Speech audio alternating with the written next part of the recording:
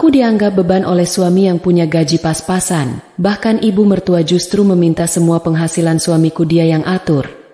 Aku hanya diam saja, karena mereka tak tahu bahwa aku wanita berpenghasilan miliaran. Hingga aku buat mereka bersujud minta maaf kepadaku. Sebelum masuk ke ceritanya, absen dulu yuk dengan cara subscribe, like, dan komen di bawah. Oke, kita mulai.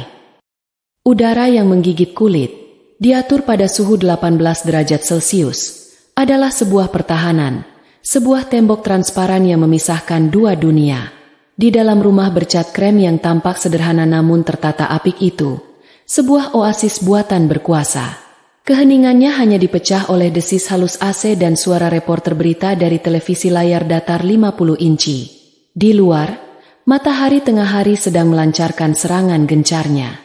Cahayanya yang terik dan memutih memantul dari aspal, menyengat mata, mengubah udara menjadi sup panas yang kental. Tirai jendela yang tertutup rapat adalah garis demarkasi antara kenyamanan yang dipaksakan dan realitas yang kejam. Di atas meja makan kayu jati, sebuah perjamuan paradoks terhidang. Tanggal tua baru saja merangkak masuk, sebuah masa di mana kebanyakan rumah tangga mengencangkan ikat pinggang, memilih sayuran yang agak layu di pasar, dan menunda bayar tagihan. Tapi di sini, di ruang tengah yang sejuk ini, pesta sedang berlangsung. Rendang daging sapi, bukan bagian biasa, tapi paha yang penuh lemak marmer, berlumuran minyak kemerahan dan bumbu yang meresap semalaman. Kuahnya kental, mengkilap, menjanjikan kelembutan yang akan lumer di lidah. Di sampingnya, sup iga mengeluarkan uap wangi. Tulang-tulang besar terendam dalam kaldu bening yang dihiasi wortel impor berwarna oranye cerah dan kentang kecil. Sebuah piring buah, dingin karena baru dikeluarkan dari kulkas, memajangkan potongan pir hijau yang berair dan anggur hitam tanpa biji, seperti permata yang siap disantap. Ini adalah meja seorang pengusaha sukses, atau mungkin seorang direktur. Bukan meja seorang operator mesin di pabrik sepatu. Di ujung meja, duduk Rania. Ia seperti sebuah lukisan still life yang hidup. Tubuhnya yang ramping terbungkus dalam duster katun polos warna abu-abu tua. Warna yang sengaja ia pilih karena tidak mencolok dan menyembunyikan noda. Rambut hitamnya yang panjang diikat ke atas dengan simpul sederhana. Beberapa helai terlepas dan menempel di lehernya yang ramping. Basah oleh keringat tipis bukan karena panas, tapi karena tekanan. Wajahnya oval, dengan alis yang rapi dan mata yang besar. Mata itu, dalam kondisi normal, mungkin akan bersinar. Tapi sekarang, mereka memancarkan sebuah kelelahan yang berbeda sama sekali dengan kelelahan seorang ibu rumah tangga. Ini adalah kelelahan seorang jenderal yang memimpin pertempuran di banyak front, sendirian. Perhatiannya tertumpu pada layar ponsel Oppo Reno-nya. Di tangannya yang kurus namun terlihat kuat, hasil mengangkat kardus dan panci besar. Jemarinya bergerak cepat, lincah, hampir agresif. Ia bukan sedang membalas chat grup arisan atau melihat Instagram. Layarnya terbagi 3, aplikasi WhatsApp Business, aplikasi pengiriman ekspedisi, dan spreadsheet Excel sederhana. Di WhatsApp, sebuah notifikasi berkedip, transfer masuk, Rp3.250.000 dari Bu Dewi, lunas catering arisan 30 orang, dapur Rania. Jarinya refleks mengetik balik. Terima kasih, Bu Dewi. Semoga ibu dan kelompoknya suka. Untuk next order, bisa langsung wasaya ya. Di aplikasi ekspedisi, ia mengecek resi 15 paket dropship baju muslim yang baru saja diambil kurir jam 10 pagi. Status, pick up by courier. Di Excel, ia memasukkan angka penjualan minggu ini. Kolom, pendapatan bersih. Menunjukkan angka 12,7 juta rupiah. Hanya dalam 7 hari. Dapur Rania. Itulah nama bisnisnya. Sebuah kerajaan mini yang dibangun dari nol. Di kamar tidur 3x4 meter dan sudut ruang tamu yang dipenuhi kardus. Bisnis dropship pakaian dan catering rumahan ini dimulai 2 tahun lalu. Tepat setelah ia menyadari bahwa gaji Anton tidak akan pernah cukup bahkan untuk hidup sederhana. Apalagi untuk mimpi-mimpi mereka. Omsetnya melesat diam-diam, seperti jamur di musim hujan. Dalam diam, ia membuka rekening bank terpisah. Dalam diam, ia membangun jaringan supplier dan pelanggan setia. Dalam diam, ia menjadi tulang punggung sebenarnya dari rumah tangga ini. Namun, semua pencapaian itu adalah rahasia yang lebih terjaga ketat daripada rahasia negara. Ia adalah sutradara, penulis naskah, sekaligus produser utama dari sandiwara berjudul Keluarga Anton yang Sukses. Dan Anton, di seberang meja, adalah bintang utama yang sama sekali tidak tahu bahwa panggungnya dibangun dari uang hasil jerih payah sang sutradara. Anton menyantap potongan daging rendang ketiganya. Gerakannya besar, penuh kuasa semu. Kruk, suara daging yang empuk terkoyak gigi. Ia mengunyah dengan mulut sedikit terbuka. Matanya melotot ke arah televisi seolah-olah memahami berita ekonomi yang disampaikan. Kulitnya yang gelap terbakar matahari bersinar oleh lapisan minyak.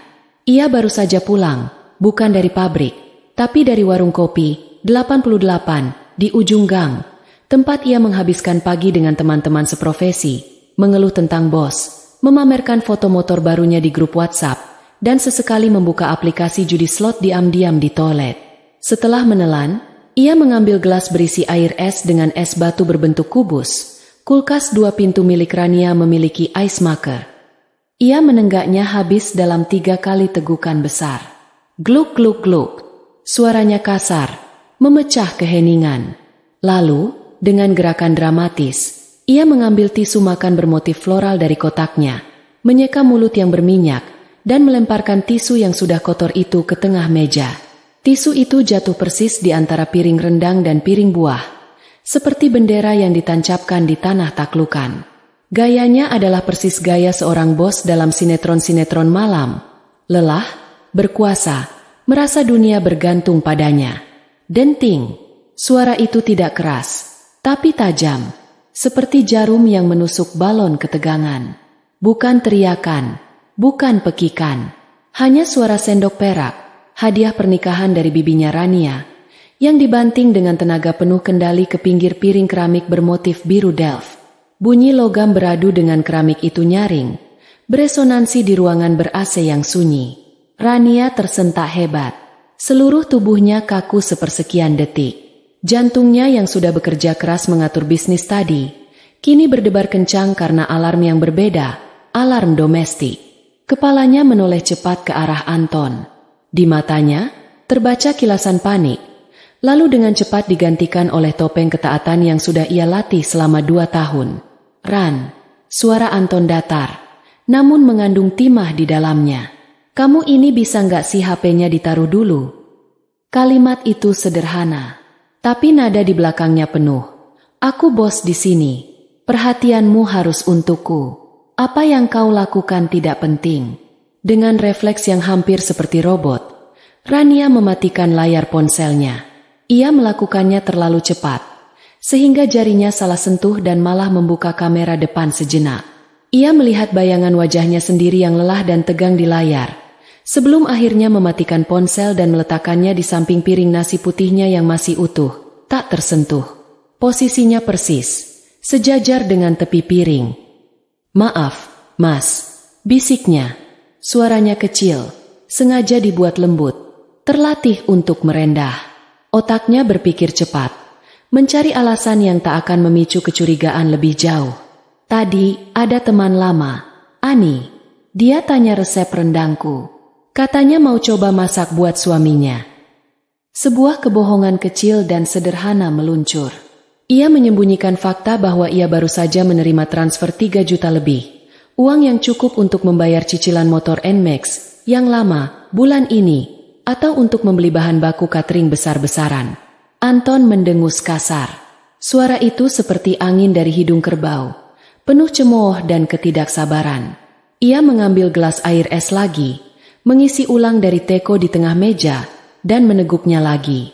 Kali ini, setelah selesai, ia menyeka mulutnya dengan punggung tangan, gerakan yang jauh dari kesan bos besar yang ia coba tampilkan sebelumnya.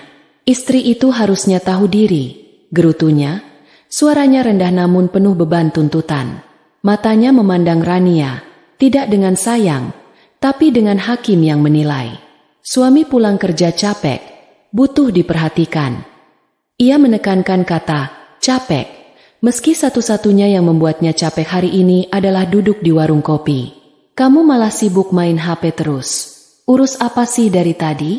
Cuma ketik-ketik. Lihat rumah. Urus suami. Jangan cuma tahu leha-leha. Kata leha-leha diucapkan dengan nada yang membuatnya terdengar seperti kejahatan moral tingkat tinggi.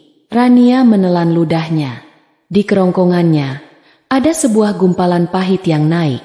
Bukan dari makanan, tapi dari ketidakadilan yang ia telan setiap hari. Iya, Mas, desahnya, menundukkan kepala sehingga rambutnya yang terlepas menyentuh pipi.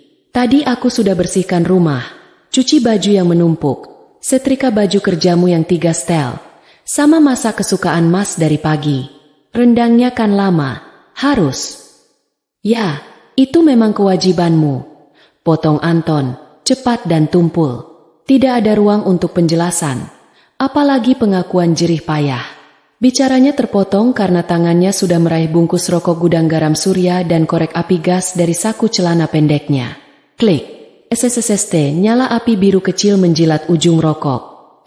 Asap putih pekat menyembur dari mulutnya, membentuk gumpalan yang perlahan-lahan naik, berputar-putar sebelum akhirnya disedot oleh udara dingin dari AC split di atas mereka.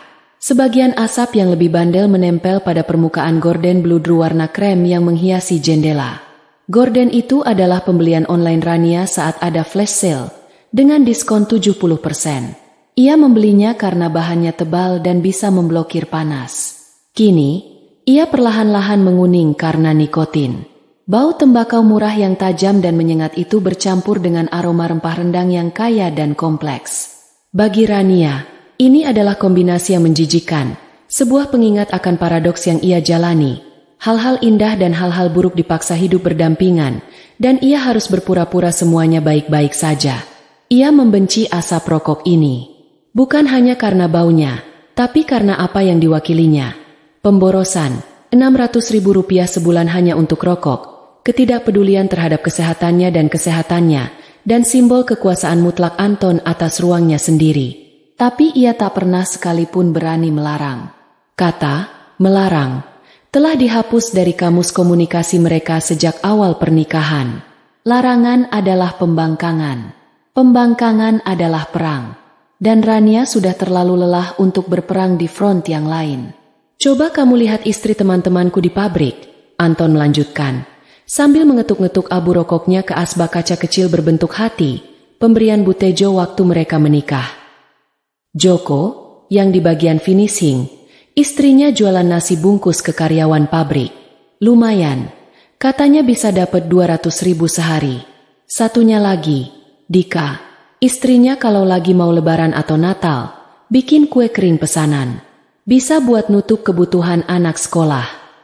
Ia menarik napas panjang dari rokoknya.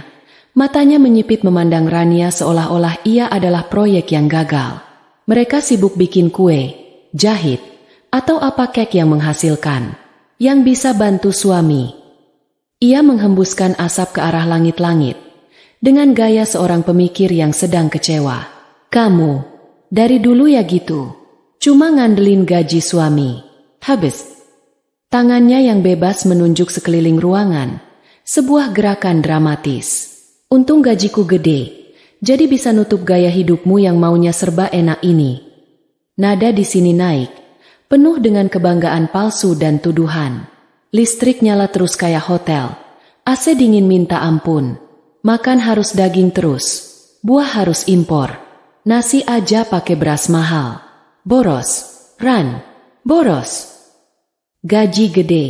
Di dalam kepala Rania, dua kata itu meledak seperti petasan di telinga. Ledakannya diikuti oleh gelombang tawa getir yang harus ia tekan mati di dada. Ia menunduk lebih dalam lagi, menyembunyikan senyum miris yang nyaris membentuk lengkungan di bibirnya yang kering dan pecah-pecah. Jika mulutnya terbuka sedikit saja, mungkin akan keluar suara, bukan tangis, tapi sebuah teriakan, atau mungkin justru tawa histeris yang tak bisa dihentikan. Mari kita bicara angka, batin Rania, sebuah doa dalam hati yang penuh sarkasme. Mari kita lihat, gaji gede, itu. Gaji pokok Anton sebagai operator mesin injection di PT Maju Jaya Footwear Rp3.275.000 setelah kenaikan UMR tahun ini. Dengan lembur yang sangat tidak menentu, kadang 30 jam sebulan, kadang 0 karena produksi sepi, penghasilan bersihnya paling banter menyentuh Rp4.300.000. Seringkali malah mentok di angka Rp3.800.000. Itu pun kalau tidak ada potongan untuk iuran koperasi, yang ia pakai untuk berhutang ketika kalah judi, atau denda telat. Sekarang, mari kita hitung biaya hidup di rumah kontrakan tipe 36, Gang Melati 3 ini. Belistrik, rata-rata Rp1.200.000 per bulan. Karena Anton menuntut AC kamar tidur, 1 PK, menyala dari jam 8 malam hingga 6 pagi. Dan AC ruang tamu, 1/2 PK, harus menyala setiap kali ia ada di rumah, meski hanya untuk duduk 10 menit.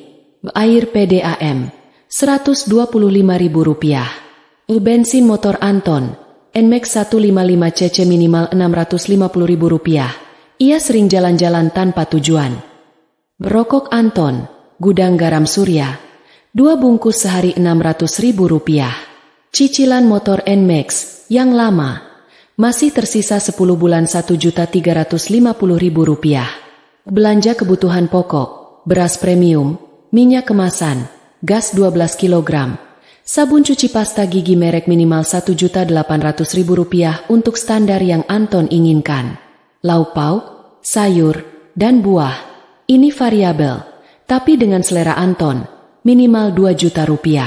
Total kasar pengeluaran wajib dan standar mereka sudah menyentuh Rp7.725.000 per bulan. Dengan gaji Anton yang maksimal Rp4.300.000, ada lubang defisit sebesar Rp3.425.000 setiap bulan. Lubang hitam keuangan itulah yang, selama 2 tahun pernikahan mereka, tanpa pernah terlewatkan, telah ditambal, ditutup, dan dilapisi emas oleh Rania. Uang dari dapur Ranialah yang membeli daging wagyu di rendang itu, yang ia beli grosir dari supplier karena ada pesanan catering prasmanan 100 orang. Uangnya pula yang membayar token listrik tepat sebelum meteran prabayar berbunyi, tanda hampir mati. Uangnya yang membeli buah anggur impor itu, yang ia dapat sebagai bonus loyalitas dari distributor buah langganannya. Uangnya yang membayar cicilan motor NMAX baru yang Anton beli 3 hari lalu secara tunai, setelah ia merengek, mendiamkannya, dan akhirnya mengancam tidak akan pulang, karena diejek teman tongkrongannya Rania adalah penyelamat diam-diam. Ia adalah fondasi yang tersembunyi di bawah tanah mewah ilusi yang mereka huni. Dan ia juga adalah tawanan di istana kebohongan yang ia bangun sendiri. Mengapa ia diam? Mengapa ia tak berteriak? Membongkar semua rahasia ini? Sebuah rekaman suara, jernih dan lembut namun beracun, selalu diputar ulang di kepalanya setiap kali amarah mulai membara seperti api kecil. Suara almarhumah ibunya, Ibu Sri. Nak, Rania, dengarkan ibu. Di dunia ini, laki-laki itu tulang punggung keluarga. Namanya juga tulang, kadang kuat, kadang rapuh, bisa retak. Tapi tugas kita, perempuan, adalah menjadi daging yang membungkus tulang itu. Biar rapuh sekalipun, biar retak, daging harus tetap membungkusnya, menjaganya, memperkuat penampilannya dari luar.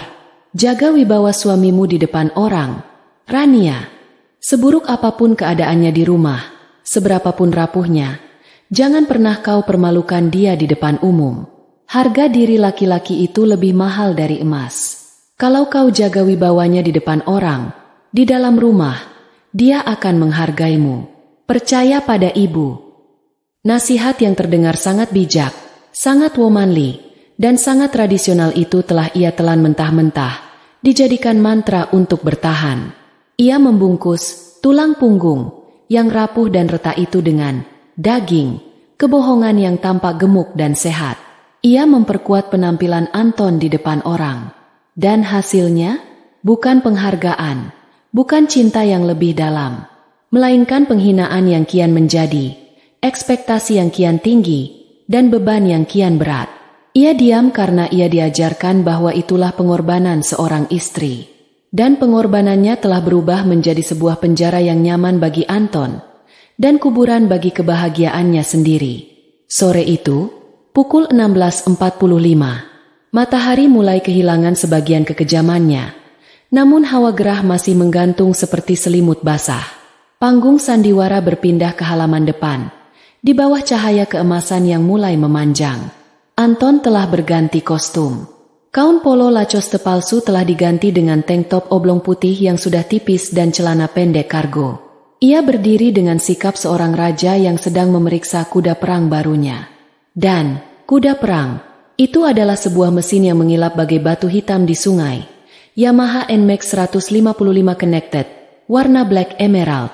Motor itu terparkir di garasi sempit yang sebenarnya hanya muat untuk satu motor, sehingga motor lama, Yamaha RX King yang masih dicicil, terpaksa diparkir di teras, ditutupi terpal. Anton menyalakan mesinnya. From, suaranya rendah, berotot, seperti jantung mekanis yang berdetak penuh tenaga. Ia memutar gas perlahan, mendengarkan suara menderu itu dengan tatapan puas. Suara itu adalah magnet. Beberapa tetangga yang sedang menyapu halaman, menjemur pakaian sore, atau sekadar duduk-duduk di teras mulai menoleh. Mata mereka tertarik pada kilau bodi motor dan suaranya yang gagah. Pak RT, lelaki berusia 50-an yang setiap hari bersepeda tua ke pasar, berhenti mendorong sepedanya yang berderit. Matanya di balik kacamata lensa tebal berbinar seperti anak kecil melihat mainan baru di etalase. Wih, mantap kali motor barunya, Pak Anton, serunya. Suaranya berat namun penuh decak kagum. Ia mendekat, hampir-hampir menyentuh bodi motor. Ganti lagi nih? Cepat amat naik kelasnya. Perasaan tahun lalu baru ambil yang RX King kan? Itu juga masih baru. Anton membusungkan dadanya. Sebuah senyum kebanggaan yang lebar, tulus, dan penuh kepuasan diri merekah di wajahnya yang berkeringat. Inilah momen yang ia idam-idamkan. Ia mengambil sepotong kain camois mikrofiber khusus dari bawah jok, dan mulai mengelap kaca spion yang sudah bersih berkilau. Gerakannya pelan, penuh perhatian, seperti merawat seorang bayi. Ah, biasa saja, Pak RT. Namanya juga rezeki suami soleh. Yang lama sudah bosan, kurang nyaman buat bonceng istri. Jadi ya, ambil yang ini, cash tempo hari saya bayar. Bohong Anton dengan lancar tanpa berkedip. Rania yang sedang menyapu halaman terhenti sejenak. Ia ingat betul bagaimana Anton merengek minta motor baru karena gengsi diejek teman tongkrongannya. Rania ingat betul bagaimana ia mentransfer uang tabungan pribadinya, hasil jerih payah begadang mengurus orderan, sebesar 35 juta rupiah ke rekening Anton supaya suaminya bisa membeli motor itu secara tunai. Anton bilang ke tetangga itu uangnya, dan Rania membiarkannya. Hebat bener Pak Anton ini, timpal Butejo. Tetangga yang terkenal paling nyinyir namun kali ini memuji. Matanya melirik Rania yang memakai daster sederhana. Bu Rania beruntung banget ya punya suami kayak Pak Anton. Sudah ganteng, royal, kerja keras lagi. Nggak kayak suami saya, boro-boro ganti motor, beli beras aja ngeluh. Bu Rania tinggal duduk manis di rumah. Tahu-tahu motor baru datang.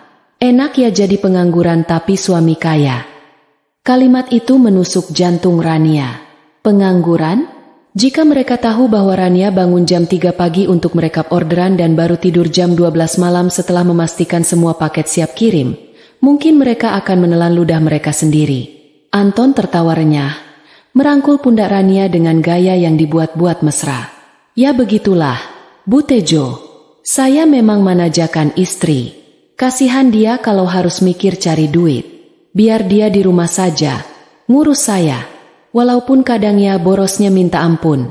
Canda Anton yang disambut tawa para tetangga. Tapi bagi Rania itu bukan candaan. Itu adalah penghinaan yang dibungkus tawa. Yang penting Pak Anton sanggup, kan? Goda Pak RT. Sanggup dong. Kecil lah kalau cuma buat nurutin mau istri. Jawab Anton sombong.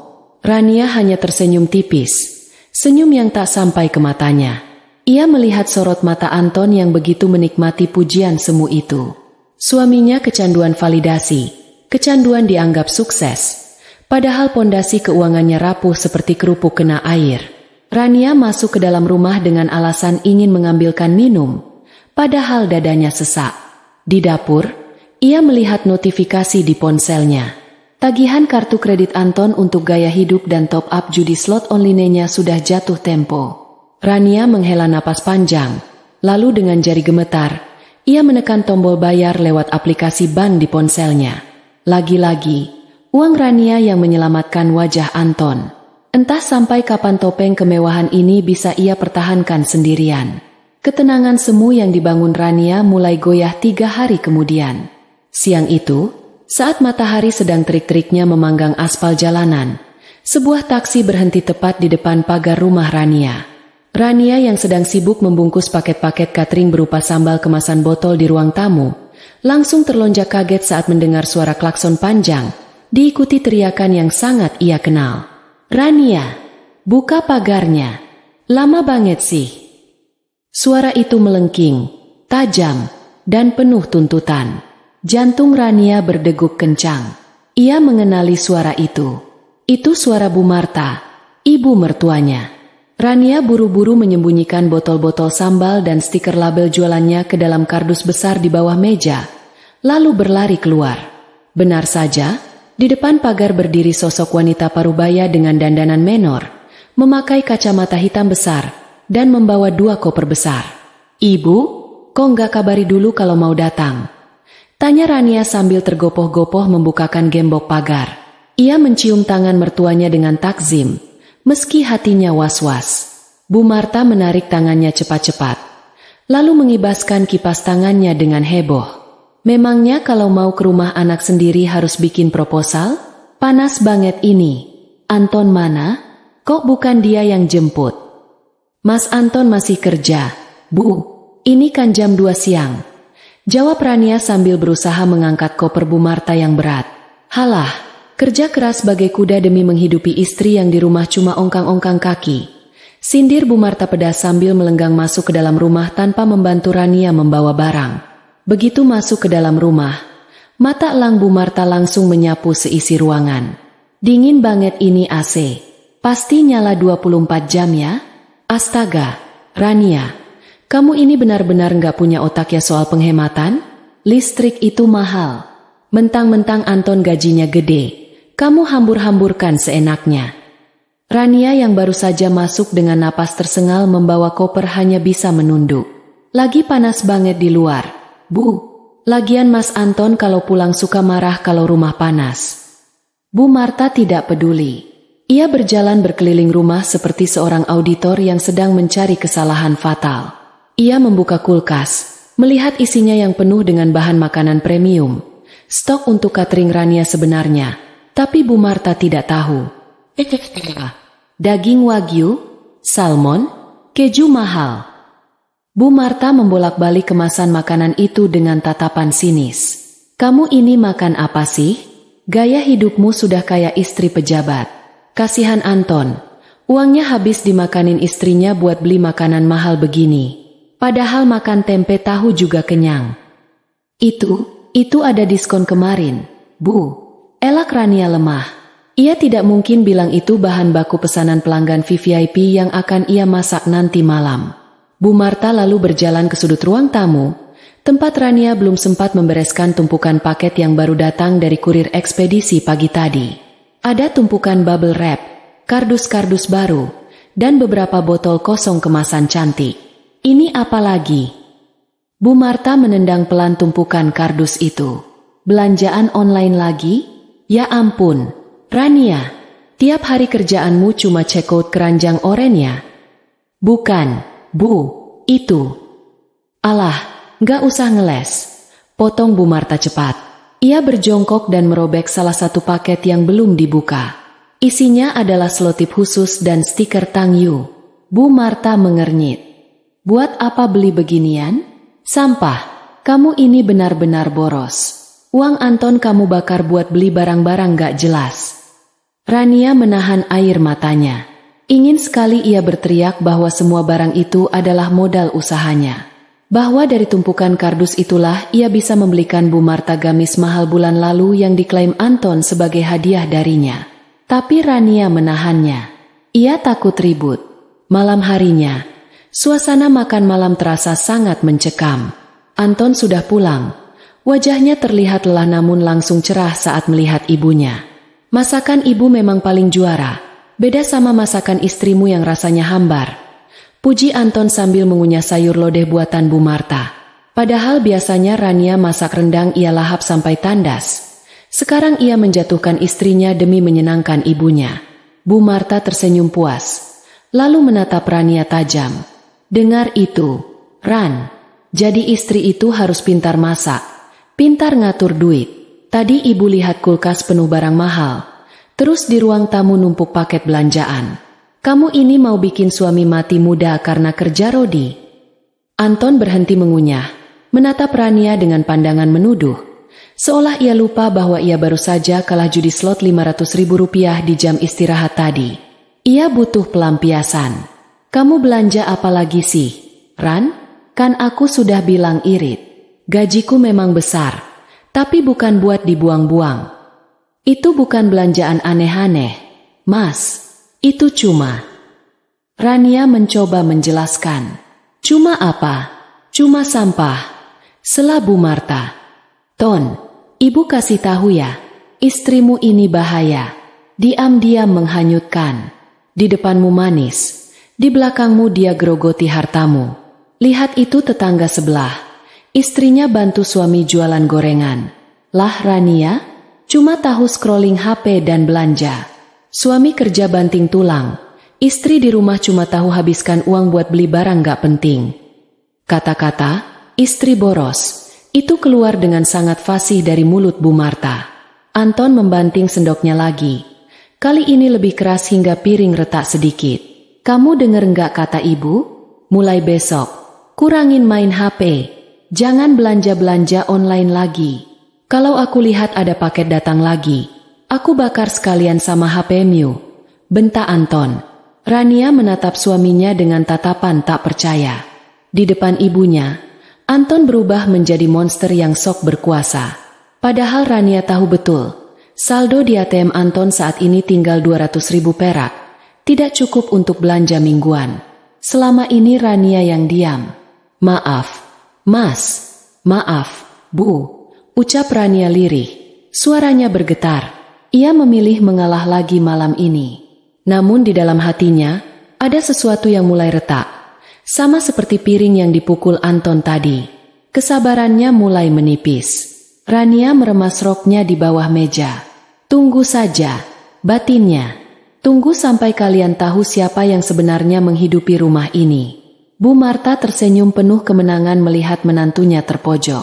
Ia merasa telah menyelamatkan anaknya dari lintah darat berwujud istri. Tanpa ia sadari, ia baru saja menggali lubang kubur untuk ekonomi anak kesayangannya sendiri. Matahari pagi belum terlalu tinggi, namun hawa panas di dalam rumah kontrakan itu sudah mulai terasa menyengat. Di dapur, Rania sedang mencuci piring bekas sarapan Anton dan Bu Marta. Suara air keran yang mengucur beradu dengan suara televisi yang disetel Bu Marta dengan volume maksimal di ruang tengah. Ibu mertuanya itu sedang menonton acara gosip selebriti sambil mengunyah keripik pedas yang ia temukan di lemari. Stok jualan Rania yang lagi-lagi diambil tanpa izin. Pikiran Rania melayang pada notifikasi di ponselnya yang tergeletak di atas kulkas. Ada masalah dengan pengiriman paket untuk pelanggan VVIP-nya. Bu Siska.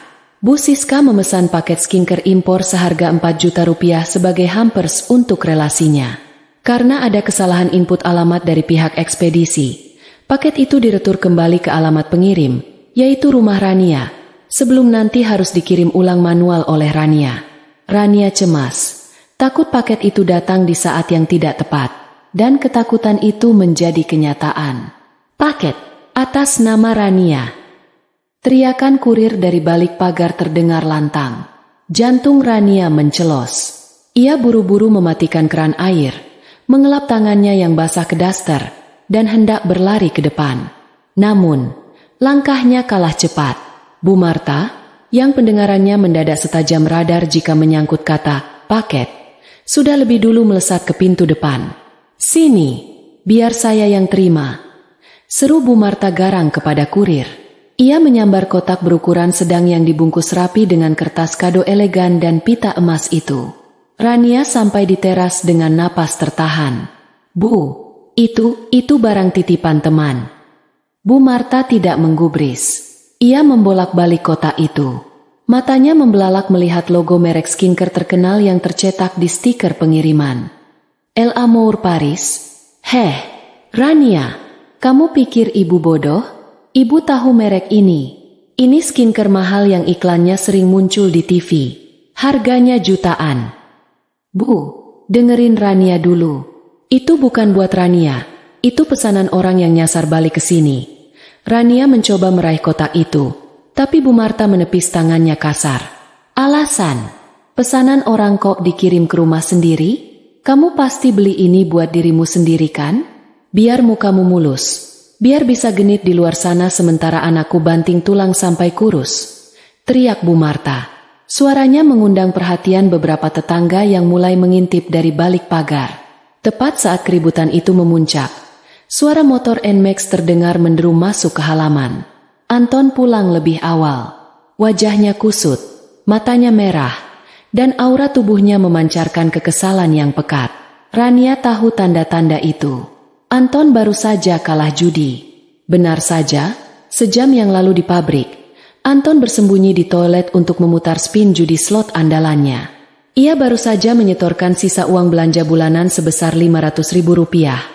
Berharap bisa melipat gandakannya menjadi 10 juta untuk membayar hutang pinjol yang jatuh tempo besok.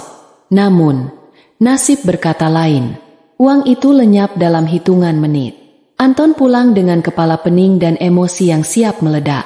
Ada apa ini ribut-ribut? Malu didengar tetangga. Bentak Anton saat turun dari motor. Bu Marta langsung berlari menghampiri anaknya, menyodorkan paket skincare itu tepat ke wajah Anton. Lihat kelakuan istrimu ini, Ton. Lihat, di saat kamu kerja keras, dia malah beli krim muka jutaan. Pantas uangmu gak pernah kumpul. Pantas kamu gak punya tabungan. Ternyata dimakan sama lintah darat ini buat beli bedak. Anton menatap kotak mewah itu. Otaknya yang sedang kalut karena uang hilang, langsung tersulut.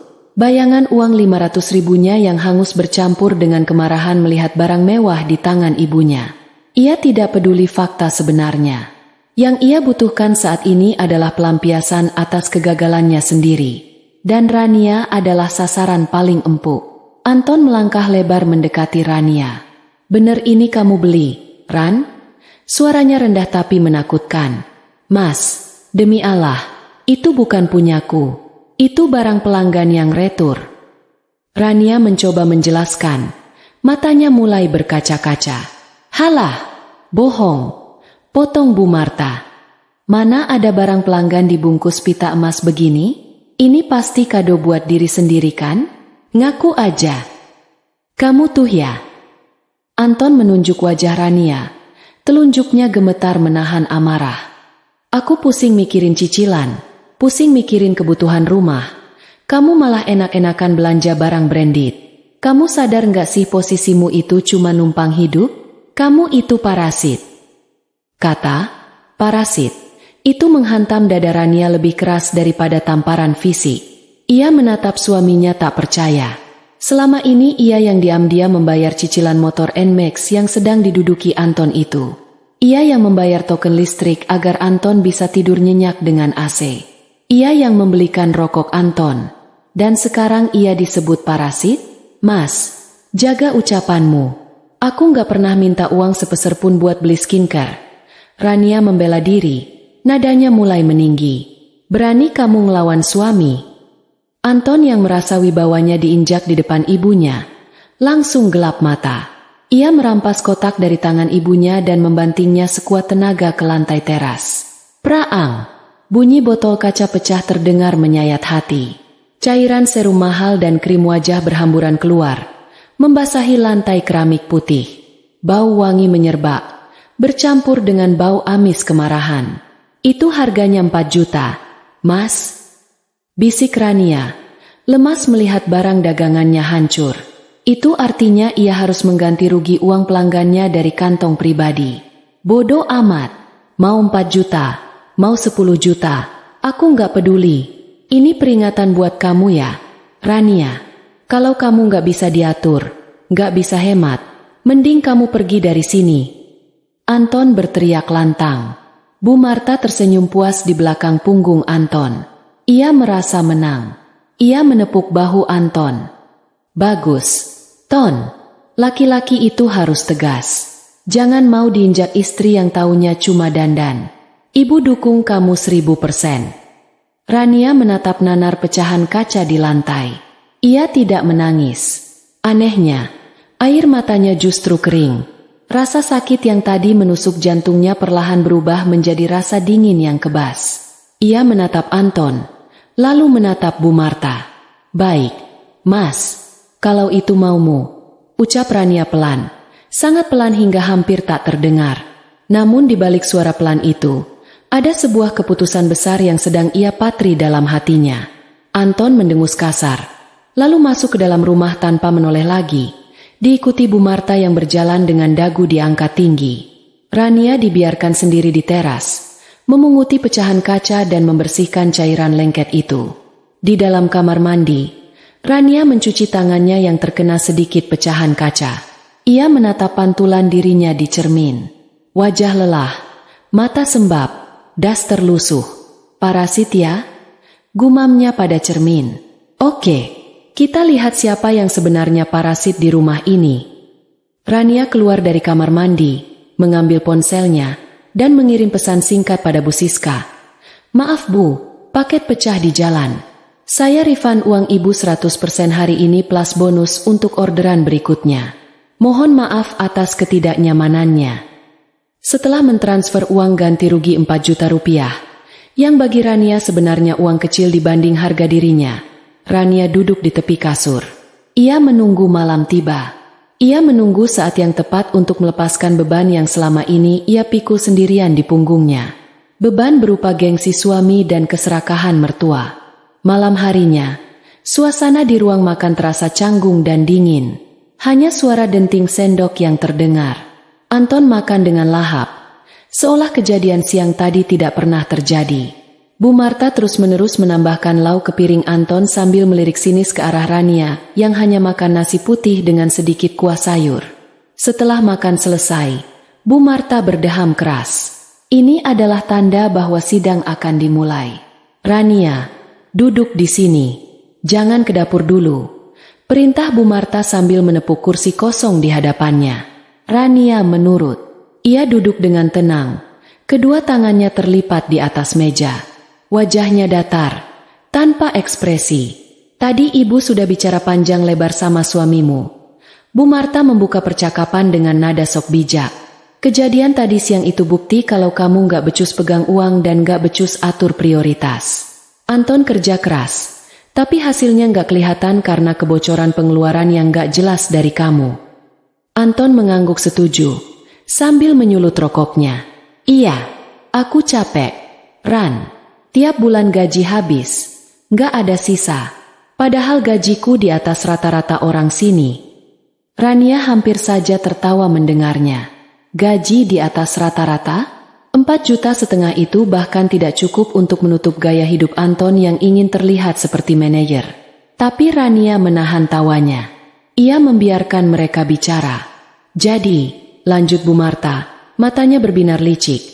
Demi kebaikan rumah tangga kalian, dan demi masa depan Anton, Ibu memutuskan untuk mengambil alih manajemen keuangan rumah ini.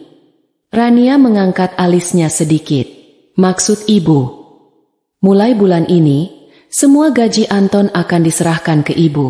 Ibu yang akan pegang. Ibu yang akan atur belanja harian, bayar listrik, bayar cicilan, semuanya. Kamu nggak boleh pegang uang sepeser pun dari Anton. Kalau kamu butuh sabun atau bumbu dapur, kamu harus minta ke Ibu. Nanti Ibu yang belikan. Biar nggak ada lagi uang yang lari ke skincare atau belanjaan paket-paket nggak jelas itu. Anton menimpali.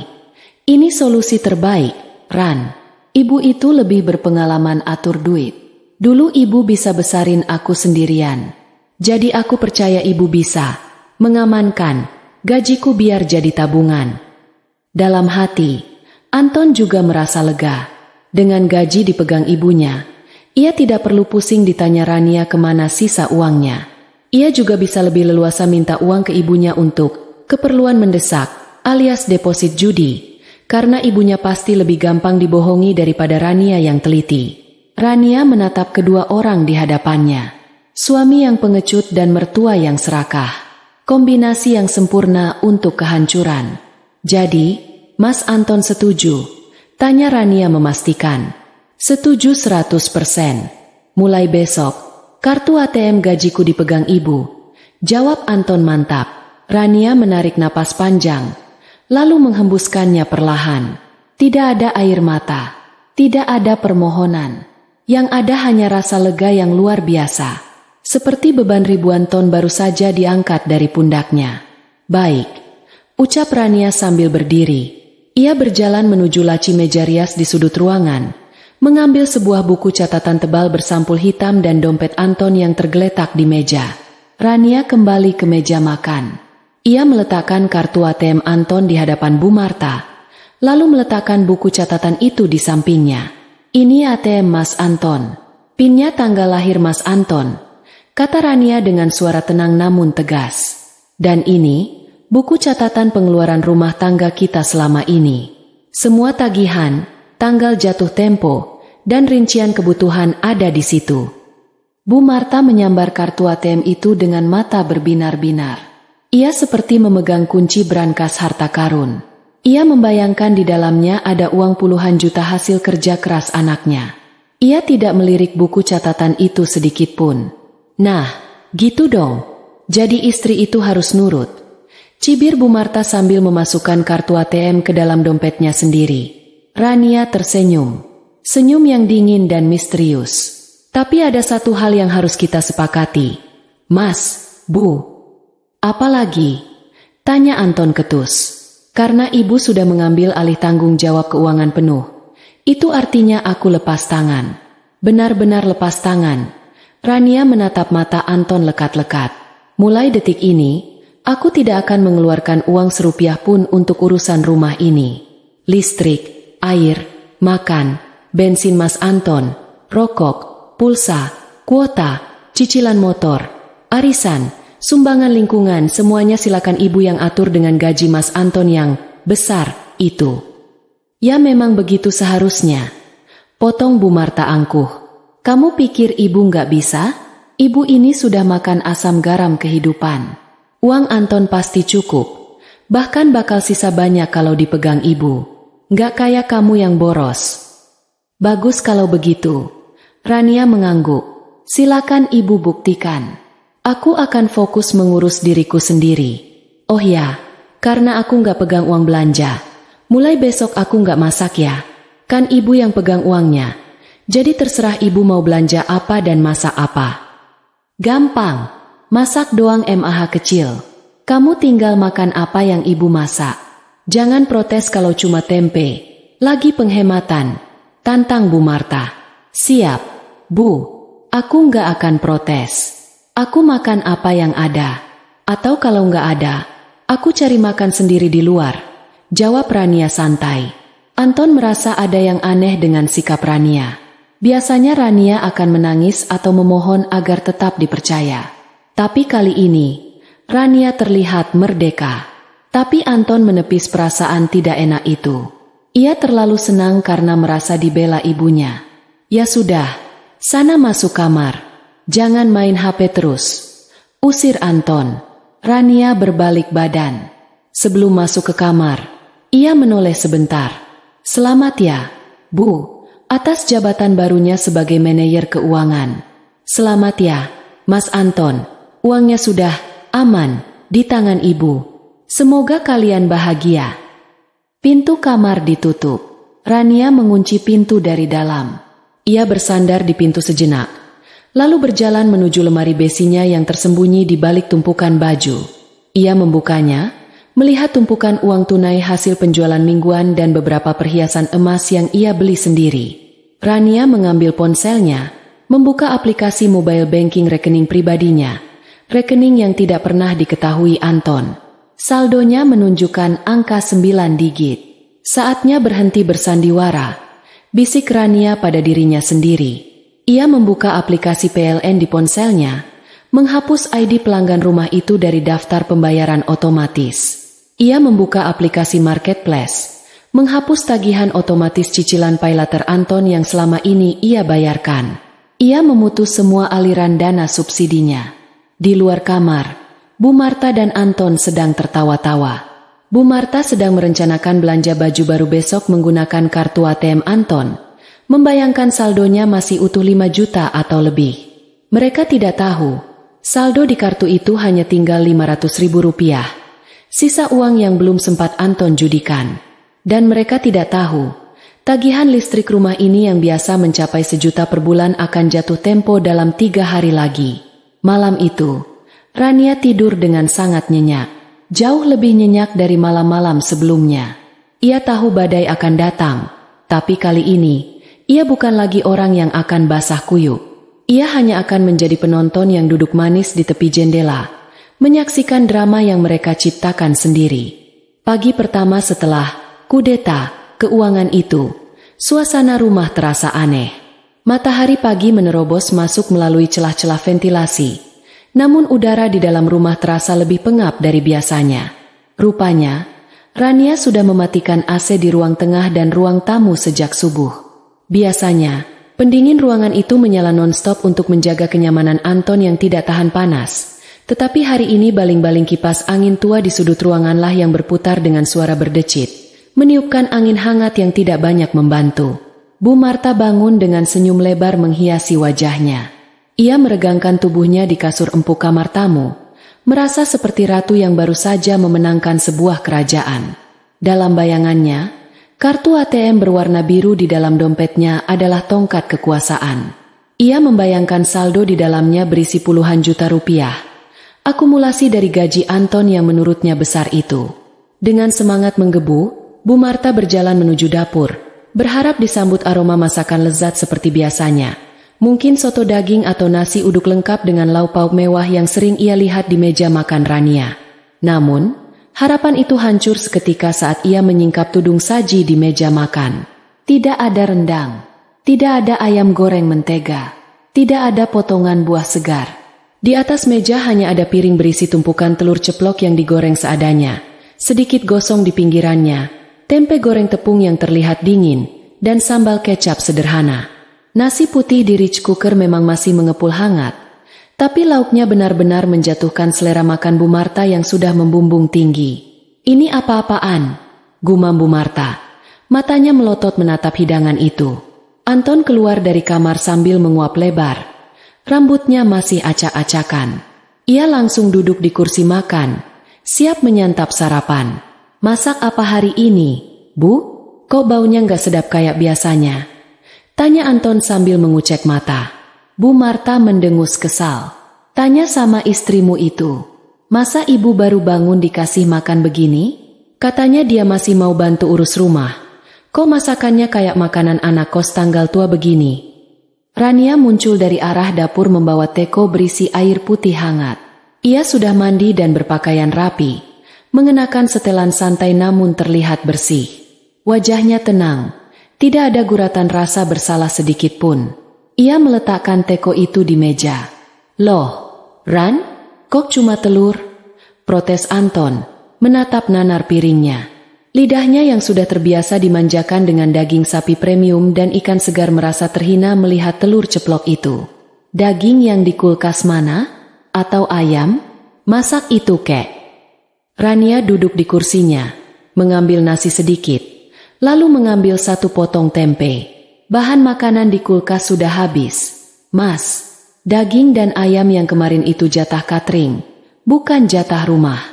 Dan karena mulai hari ini aku nggak pegang uang belanja, ya aku masak apa yang tersisa di lemari dapur saja. Telur dan tempe ini stok terakhir. Alasan, sembur Bu Marta. Kamu pasti sengaja kan nyimpen-nyimpen bahan makanan biar kami nggak bisa makan enak? Dasar pelit. Rania menatap mertuanya datar. Bu, kan ibu yang pegang uang sekarang. Kalau ibu mau makan daging, ibu bisa belanja nanti ke pasar pakai uang Mas Anton. Saya kan sudah bilang, saya lepas tangan soal biaya. Saya masak ini saja sudah untung. Pakai gas dan minyak goreng sisa kemarin. Anton terdiam. Logika Rania tidak bisa dibantah, meskipun perutnya kecewa.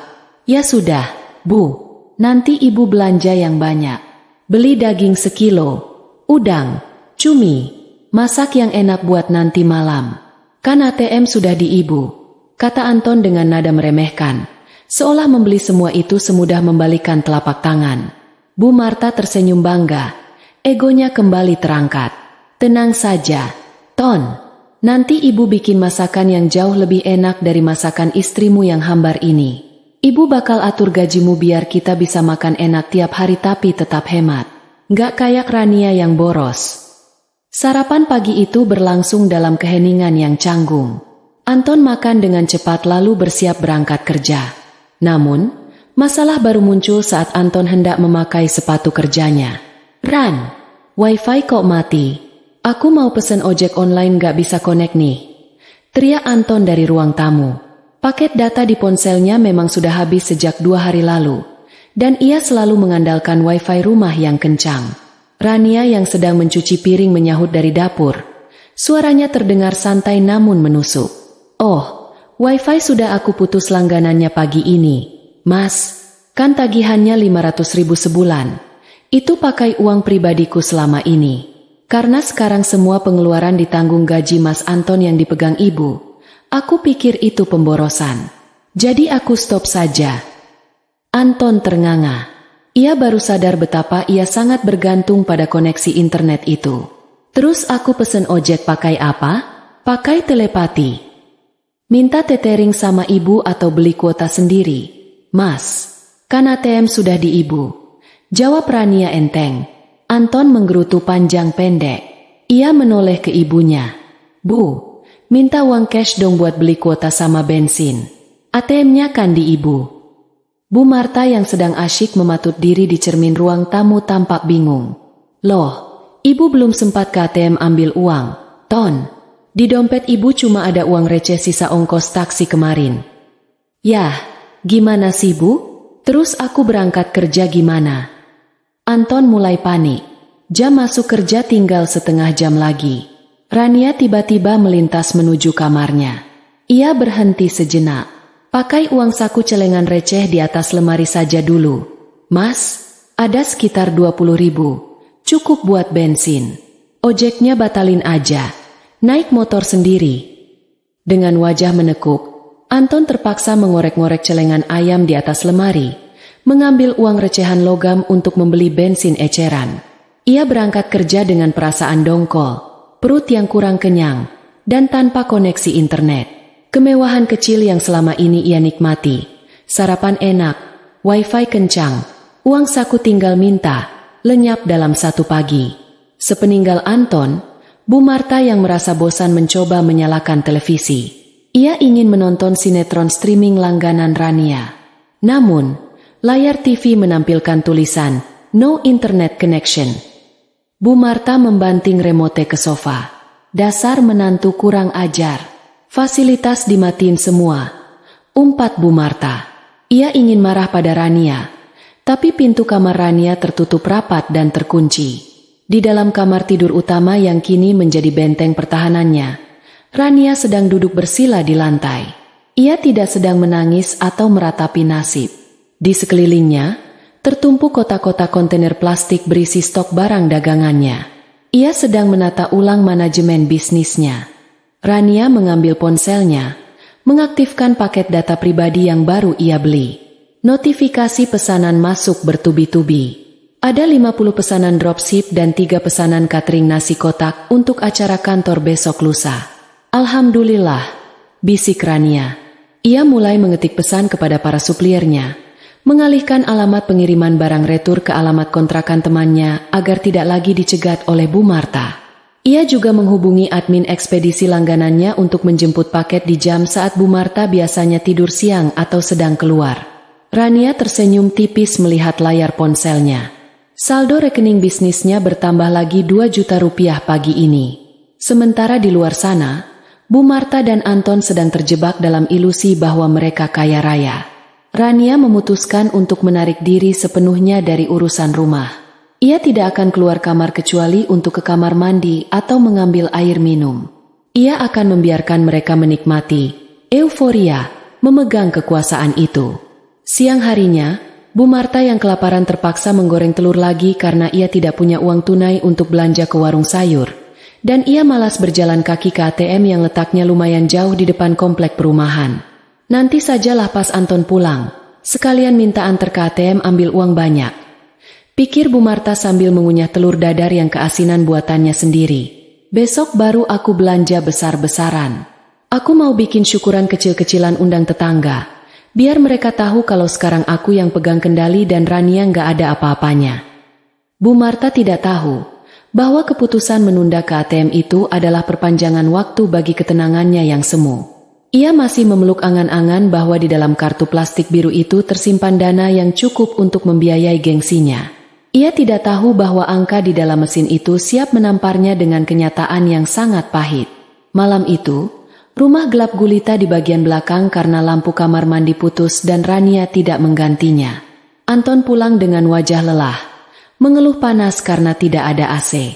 Sabar, Ton. Besok ibu ke pasar. Sekalian mampir bayar listrik biar dayanya dinaikin lagi kalau perlu. Terus beli daging. Hibur Bu Marta. Iya, Bu. Atur aja. Aku percaya sama ibu, jawab Anton. Lalu tertidur di sofa dengan keringat bercucuran, memimpikan hidup enak yang ia kira akan segera datang kembali. Rania hanya mengintip dari celah pintu kamarnya, lalu kembali fokus pada laptopnya, mencatat keuntungan bersih bulan ini yang menyentuh angka 2 digit. 3 hari berlalu dengan lambat dan penuh gerutu. Stok telur dan tempe di kulkas benar-benar habis. Bu Marta sudah tidak sabar lagi. Hari ini adalah hari besar yang ia rencanakan. Ia ingin memasak rendang dan opor ayam, lalu mengundang Bu Tejo dan beberapa tetangga lain untuk makan siang bersama. Tentu saja dengan niat pamer terselubung bahwa di bawah manajemennya, dapur Anton tetap ngebul dengan menu mewah. Pagi-pagi sekali, Bu Marta sudah berdandan rapi. Ia memakai gamis terbaiknya, memoleskan lipstik merah menyala, dan menenteng tas belanja besar. Rania, jaga rumah. Ibu mau ke pasar belanja besar. Teriak Bu Marta di depan pintu kamar Rania. Tidak ada jawaban, tapi Bu Marta tidak peduli. Ia merasa di atas angin. Bu Marta berjalan kaki dengan langkah angkuh menuju pangkalan ojek di depan komplek. Sepanjang jalan, ia menyapa tetangga dengan nada dibuat-buat ramah. Bu Marta, mau kemana pagi-pagi? Tanya seorang ibu tetangga yang sedang menyiram tanaman. Mau ke pasar, Bu. Mau belanja daging sekilo 2 kilo lah. Rencananya mau masak besar. Kasihan Anton beberapa hari ini makanannya kurang bergizi karena istrinya malas. Nanti mampir ya ke rumah jam makan siang, ujar Bu Marta dengan dagu terangkat. Wah, mantap Bu. Pakai uang belanja dari Pak Anton ya? Iya dong. Anak saya itu kan gajinya besar. Cuma selama ini salah urus saja sama istrinya. Sekarang saya yang pegang. Dijamin makmur. Bu Marta tertawa renyah, lalu naik ke ojek yang sudah dipanggilnya. Tujuan pertamanya bukan pasar, melainkan gerai ATM yang terletak di sebelah minimarket, sekitar 1 kilometer dari rumah. Bu Marta turun dari ojek, meminta tukang ojek menunggunya sebentar. Tunggu ya, Bang. Saya mau ambil uang dulu. Nanti antar saya ke pasar daging. Perintah Bu Marta. Dengan percaya diri, Bu Marta melangkah masuk ke dalam bilik kaca ber-AC itu. Ia membuka dompetnya, mengeluarkan kartu ATM milik Anton dengan gerakan teatrikal, seolah-olah ia sedang memegang black card milik miliarder. Ia memasukkan kartu ke mesin, menekan pin tanggal lahir Anton yang sudah ia hafal di luar kepala. Layar mesin berkedip, menampilkan pilihan menu. Bu Marta menekan tombol penarikan tunai.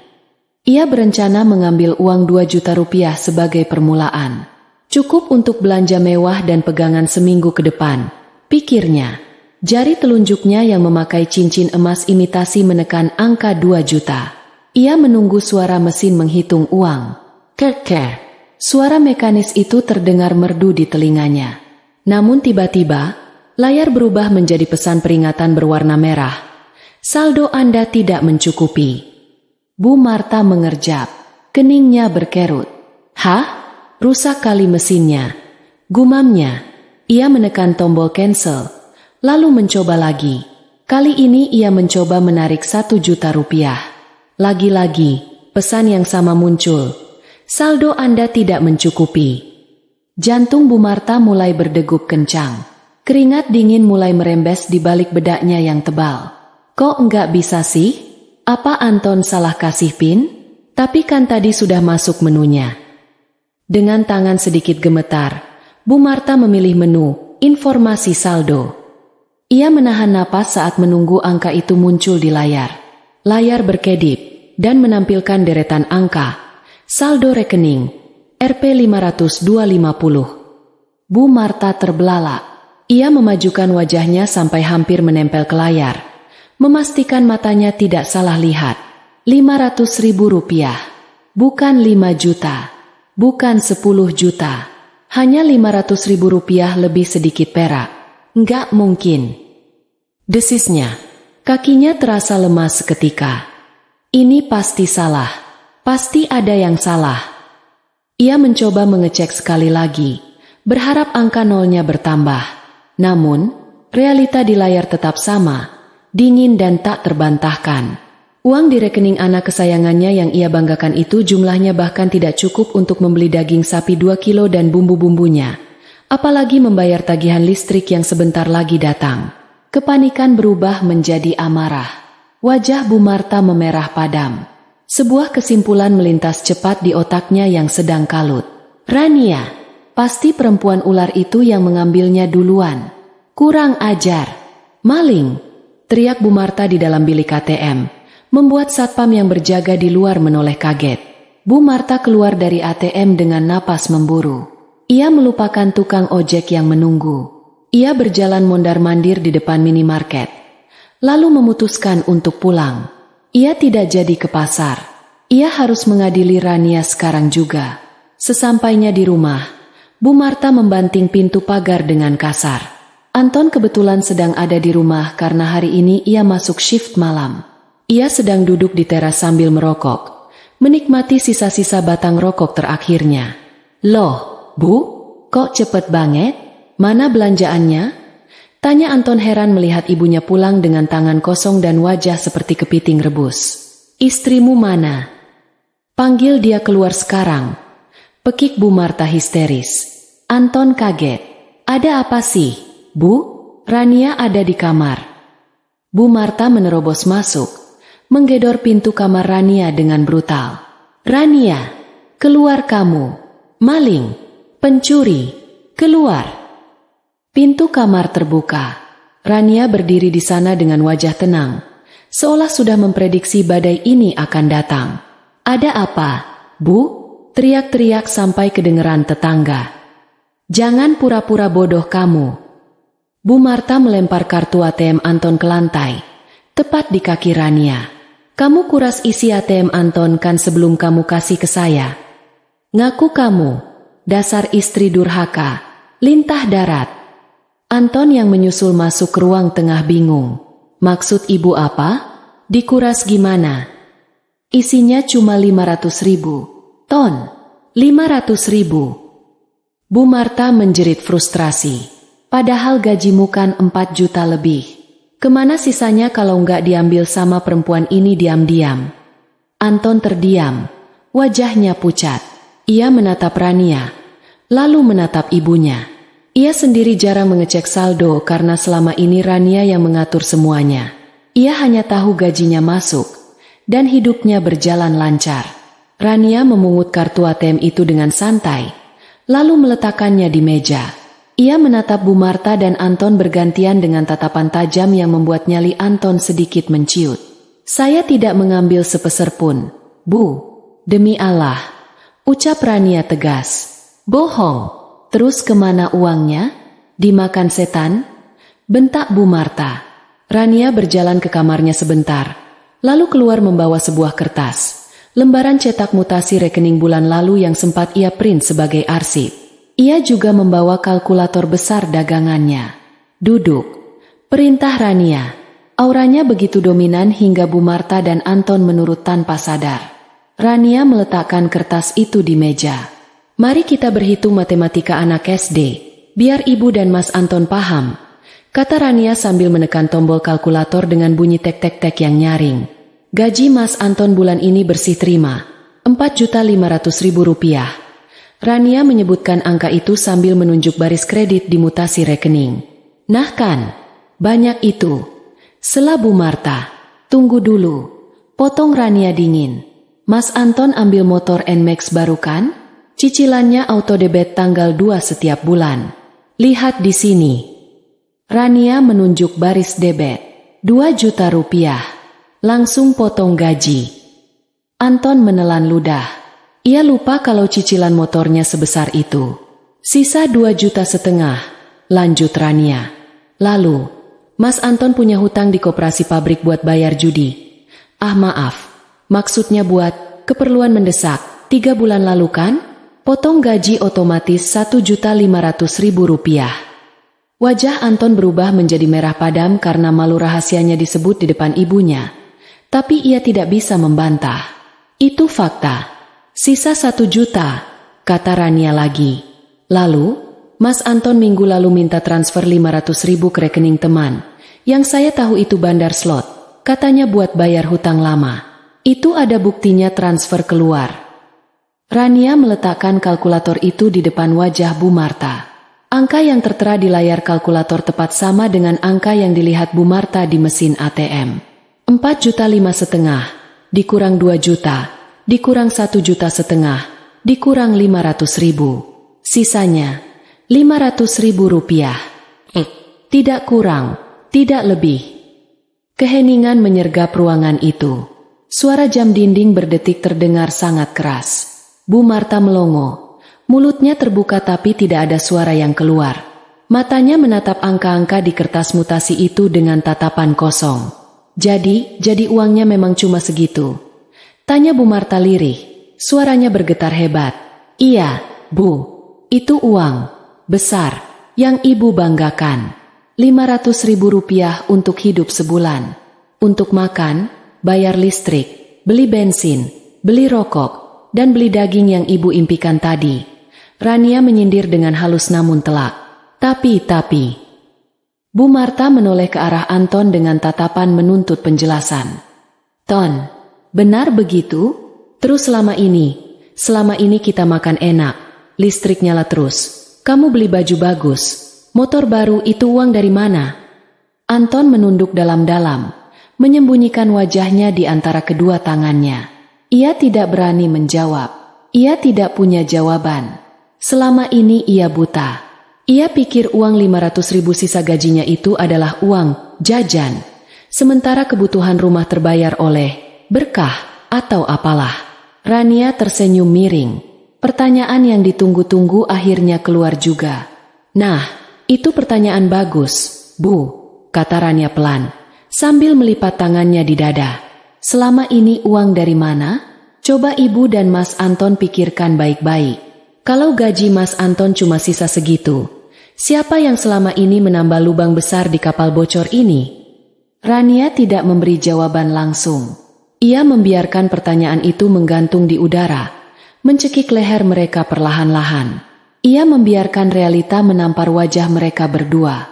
Silakan dinikmati uang 500.000-nya. Bu, cukup kok kalau cuma buat beli telur sebulan lagi. Tapi jangan harap bisa beli daging. Pungkas Rania, lalu berbalik badan dan masuk kembali ke kamarnya, meninggalkan Bu Marta yang mulai gemetar menahan tangis dan Anton yang terpaku dalam kebodohannya sendiri. 1 minggu setelah kudeta keuangan yang dilakukan Bu Marta, suasana di rumah kontrakan tipe 36 itu berubah drastis menjadi seperti neraka kecil.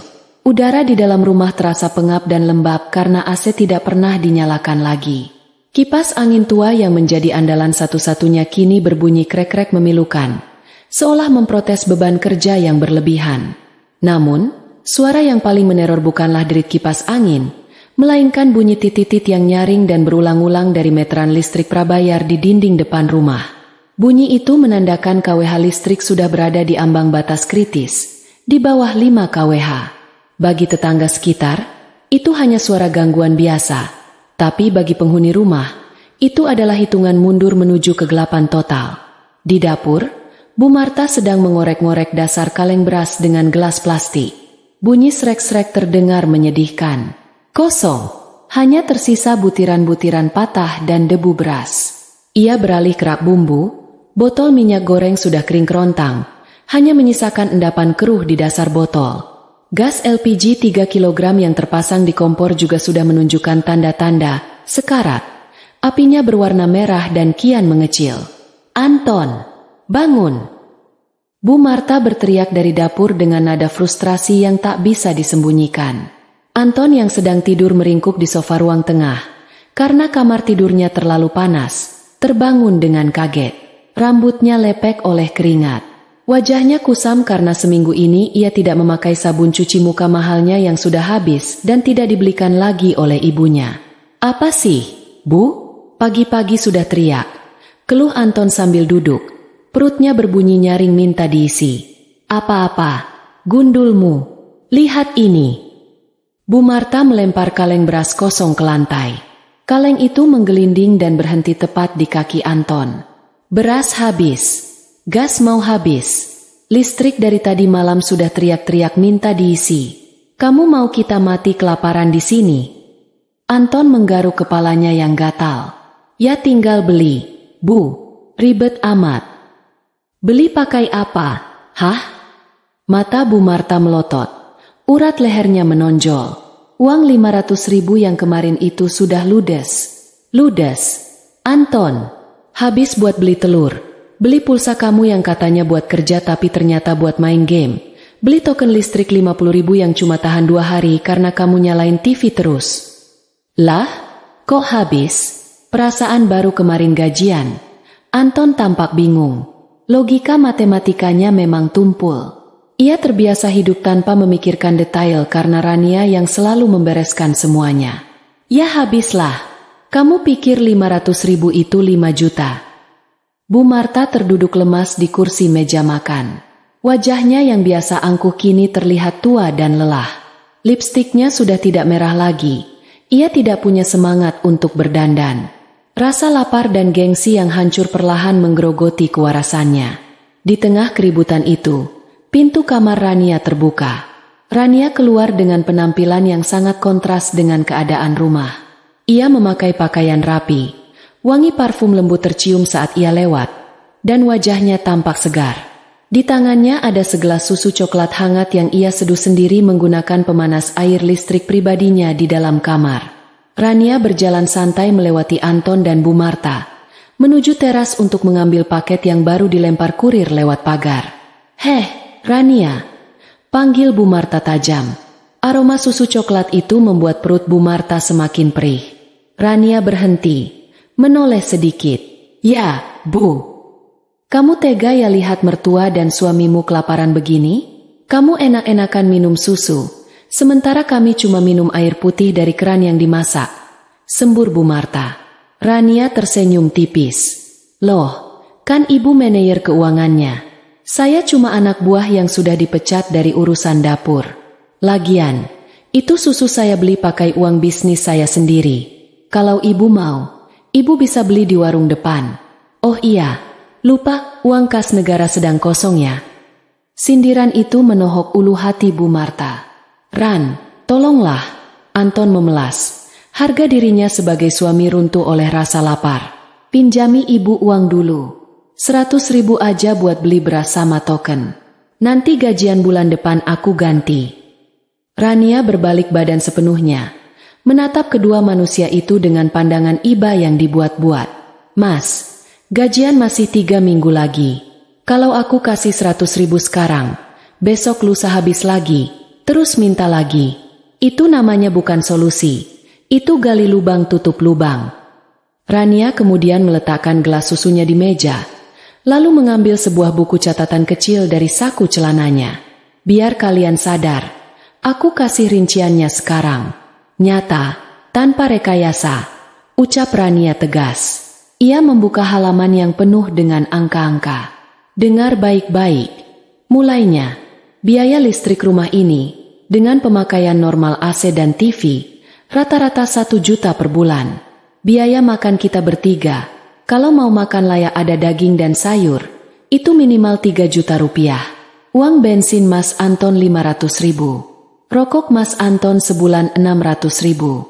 belum sabun, odol, deterjen, iuran sampah, air galon. Rania menjeda kalimatnya, membiarkan mereka mencerna. Total kebutuhan dasar rumah ini minimal 5,5 juta sampai 6 juta rupiah per bulan. Itu pengeluaran real. Anton dan Bu Marta terdiam. Angka itu terdengar sangat besar di telinga mereka sekarang. Sedangkan, lanjut Rania, menunjuk Anton, gaji bersih Mas Anton yang bisa dibawa pulang cuma 500.000 rupiah. Defisitnya 5 juta lebih setiap bulan.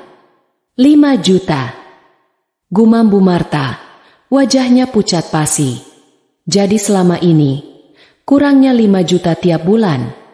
Betul, jawab Rania. Selama 2 tahun pernikahan ini, setiap bulan ada lubang sebesar 5 juta rupiah yang harus ditutup. Dan sekarang, coba ibu pikir pakai logika, bukan pakai emosi. Selama ini, siapa yang menutup lubang itu? Siapa yang membayar listrik biar Mas Anton gak kepanasan? Siapa yang belanja daging biar ibu bisa pamer ke tetangga kalau anak ibu sukses? Keheningan yang mencekam menyelimuti ruangan itu. Pertanyaan Rania menggantung di udara seperti pedang yang siap menebas leher. Bu Marta menatap Rania dengan tatapan baru. Tatapan ngeri bercampur sadar. Ia baru menyadari bahwa wanita yang selama ini ia hina sebagai benalu, sebenarnya adalah tiang penyangga utama atap rumah ini. Kamu. Suara Anton tercekat. Jadi selama ini uangmu? Rania tidak menjawab. Ia hanya mengangkat bahu, mengambil kembali gelas susunya. Silakan dipikirkan sambil menahan lapar. Anggap saja ini puasa sunnah untuk melatih kesabaran. Tepat saat Rania hendak melangkah kembali ke kamarnya, lampu di ruang tengah berkedip sekali, lalu mati total. Pet! Suara titit dari meteran berhenti. Token listrik benar-benar habis. Kipas angin berhenti berputar perlahan. Keheningan yang tiba-tiba itu terasa lebih menakutkan daripada kegaduhan tadi. Rumah itu kini gelap, panas, dan tanpa energi. Sama seperti masa depan Anton dan ibunya. Nah, sudah mati, komentar Rania datar. Selamat menikmati kegelapan. Untung powerbank saya penuh. Rania masuk ke kamar, dan bunyi kunci pintu diputar terdengar sangat jelas di telinga Anton yang mulai berkeringat dingin. Kekacauan karena listrik mati hanyalah permulaan. Siang harinya, saat matahari berada tepat di atas kepala, suhu di dalam rumah yang tanpa ventilasi memadai itu naik drastis. Bu Marta duduk lemas di lantai teras, mengipas-ngipas wajahnya dengan potongan kardus bekas. Perutnya melilit. Anton sudah pergi entah kemana dengan motornya. Mungkin mencari pinjaman ke teman-temannya yang mulai menjauh karena ia sering berhutang. Tiba-tiba, kedamaian siang yang panas itu pecah oleh suara motor-motor besar yang berhenti mendadak di depan pagar. Bukan 1, tapi 3 motor sekaligus. Suara knalpot bising membuat tetangga sekitar melongok dari balik jendela. Dok, dok, dok. Pagar besi digedor dengan sangat keras, seolah hendak dirobohkan. Anton, keluar lu. Suara bentakan kasar terdengar dari luar. Bu Marta terlonjak kaget. Jantungnya hampir copot. Ia mengintip dengan takut-takut. Di depan pagar, berdiri 3 orang pria berbadan tegap, berkulit gelap, dengan wajah garang. Mereka memakai jaket kulit hitam meski cuaca panas terik. Aura mereka memancarkan bahaya. Siapa ya? Cicit Bu Marta, tidak berani mendekat ke pagar. Mana anak lu si Anton? Suruh keluar. Jangan ngumpet di ketiak emak.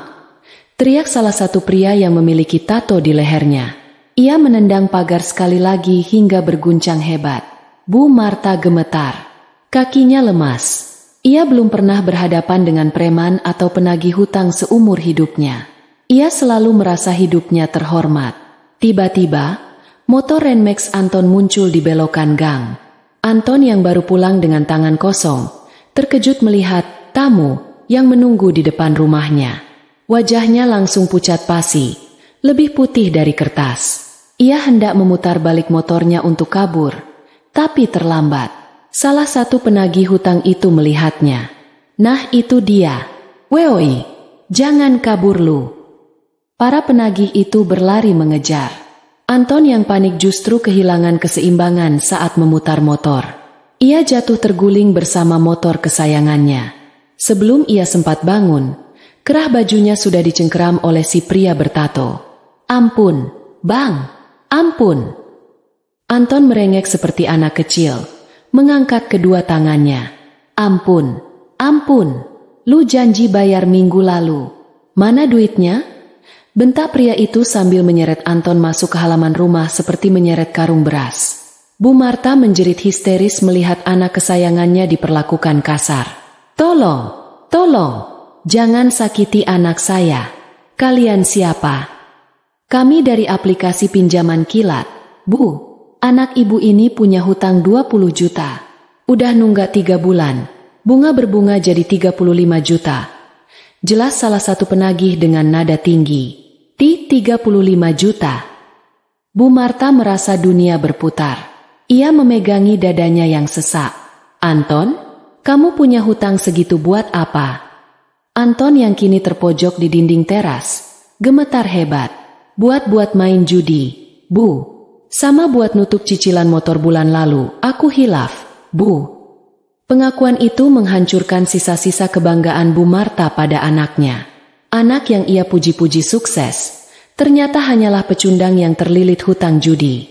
"Kalau nggak ada duit, kita angkat barang," perintah si pemimpin penagih. "Jangan, jangan." Anton menangis. Ia berlari dan bersembunyi di belakang punggung ibunya yang kurus.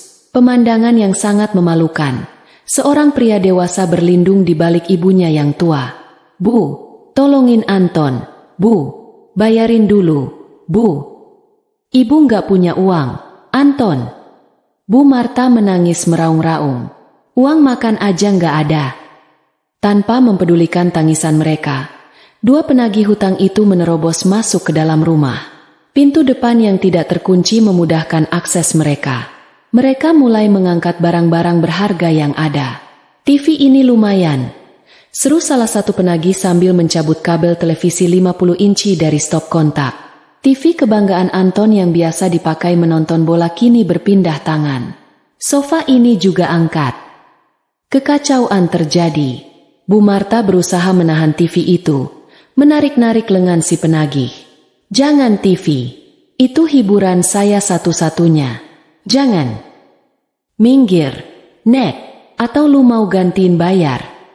Si penagih mendorong Bu Marta pelan tapi cukup untuk membuatnya jatuh terduduk di lantai. Di tengah keributan yang memalukan itu, di mana tetangga mulai berkerumun di depan pagar sambil berbisik-bisik dan merekam dengan HP mereka, pintu kamar utama terbuka perlahan. Rania keluar. Ia berdiri di ambang pintu kamar, bersandar santai dengan tangan terlipat di dada. Ia menyaksikan pemandangan itu dengan wajah datar, tanpa ekspresi panik sedikitpun. Seolah ia sedang menonton pertunjukan drama di televisi. "Mas Anton," panggil Rania tenang. Suaranya tidak keras, tapi anehnya terdengar jelas di tengah kegaduhan. Semua orang menoleh, termasuk para penagih hutang. Mereka tertegun melihat Rania yang tampak tenang dan berwibawa, kontras dengan kekacauan di sekitarnya. "Rania, tolongin Mas, bayarin mereka. Kamu punya uang kan di tabungan? Tolong Mas kali ini aja." Anton memohon. Air mata dan ingus bercampur di wajahnya. Bu Marta juga menatap Rania dengan tatapan memelas. "Rania, tolong suamimu. Jangan biarkan TV ibu dibawa." Rania menatap si penagih hutang. "Berapa total hutangnya, Bang?" 35 juta. "Neng, udah sama denda keterlambatan," jawab si penagih. Nadanya sedikit lebih sopan melihat sikap Rania. "Suami Neng ini bandel. Janji-janji doang. Katanya istrinya yang bakal urus." Rania tersenyum miring. "Oh, begitu. Dulu memang saya yang urus, Bang. Tiap bulan saya yang bayar cicilan minimalnya diam-diam biar abang gak datang ke sini. Tapi..." Rania menatap Anton tajam. "Sejak minggu lalu, saya sudah tidak pegang kendali keuangan lagi. Suami saya dan ibunya bilang saya boros dan tidak becus. Jadi, mereka yang pegang uangnya sekarang." Rania menoleh ke arah penagih itu lagi. "Silakan dilanjut." Bang, ambil saja barang-barangnya. TV, sofa, kulkas, mesin cuci, ambil semua yang menurut abang nilainya cukup buat nutup hutang. Barang-barang itu dibeli pakai uang saya kok. Tapi saya ikhlas. Anggap saja sedekah buat buang sial. Jawaban Rania membuat Anton dan Bu Marta ternganga. Mereka pikir Rania akan menjadi pahlawan seperti biasanya. Rania, kamu gila ya? Itu harta benda kita, jerit Bu Marta. Harta benda saya, Bu, bukan kita. Koreksi Rania dingin. Tapi karena ibu dan Anton sudah nggak bisa bayar pakai uang, ya bayar pakai barang. Adil kan? Rania mundur selangkah. Masuk kembali ke kamarnya. Oh ya, Bang, motor Nmax di depan itu lunas kok BPKB-nya. Kalau TV masih kurang, angkat saja motornya sekalian. Kuncinya ada di saku celana suami saya. Setelah mengucapkan kalimat pamungkas itu, Rania menutup pintu kamarnya kembali. Klik, suara kunci diputar terdengar lagi sebagai vonis mati bagi Anton. Wah, ide bagus tuh Neng. Seru si penagih hutang girang. Mata Anton terbelalak horor. Jangan motor gue. Itu nyawa gue. Tapi para penagih hutang itu tidak peduli. Mereka meletakkan TV, lalu mengeroyok Anton untuk mengambil kunci motor dari sakunya. Teriakan Anton dan tangisan histeris Bu Marta menggema di siang bolong, menjadi tontonan gratis bagi para tetangga yang kini tahu belang keluarga yang selama ini sok kaya itu. Di dalam kamar yang sejuk karena Rania menyalakan kipas angin portabel bertenaga baterai, Rania duduk di tepi ranjang. Ia memasang earphone, memutar musik klasik, meredam suara kehancuran yang sedang terjadi di luar. Hatinya beku. Rasa kasihan itu sudah mati, dibunuh oleh kesombongan mereka sendiri. Matahari sore yang condong ke barat menyorot tajam ke halaman rumah kontrakan yang kini berubah menjadi arena pertarungan harga diri. Debu beterbangan di udara, bercampur dengan bau keringat dan kepanikan yang menyengat. Anton masih berguling di tanah, memeluk ban depan motor Nmax kesayangannya sekuat tenaga, seolah motor itu adalah nyawanya sendiri. Jangan, tolong jangan diambil. Ini satu-satunya harta gue, raung Anton dengan suara serak. Air mata dan ingus membasahi wajahnya yang kusam. Ia tidak lagi peduli dengan tatapan para tetangga yang berkerumun di balik pagar, merekam kejadian memalukan itu dengan ponsel mereka. Dua penagih hutang berbadan kekar itu berusaha menarik motor tersebut, sementara satu orang lagi, si pemimpin bertato, mencoba melepaskan cengkeraman tangan Anton dengan cara menginjak jemarinya.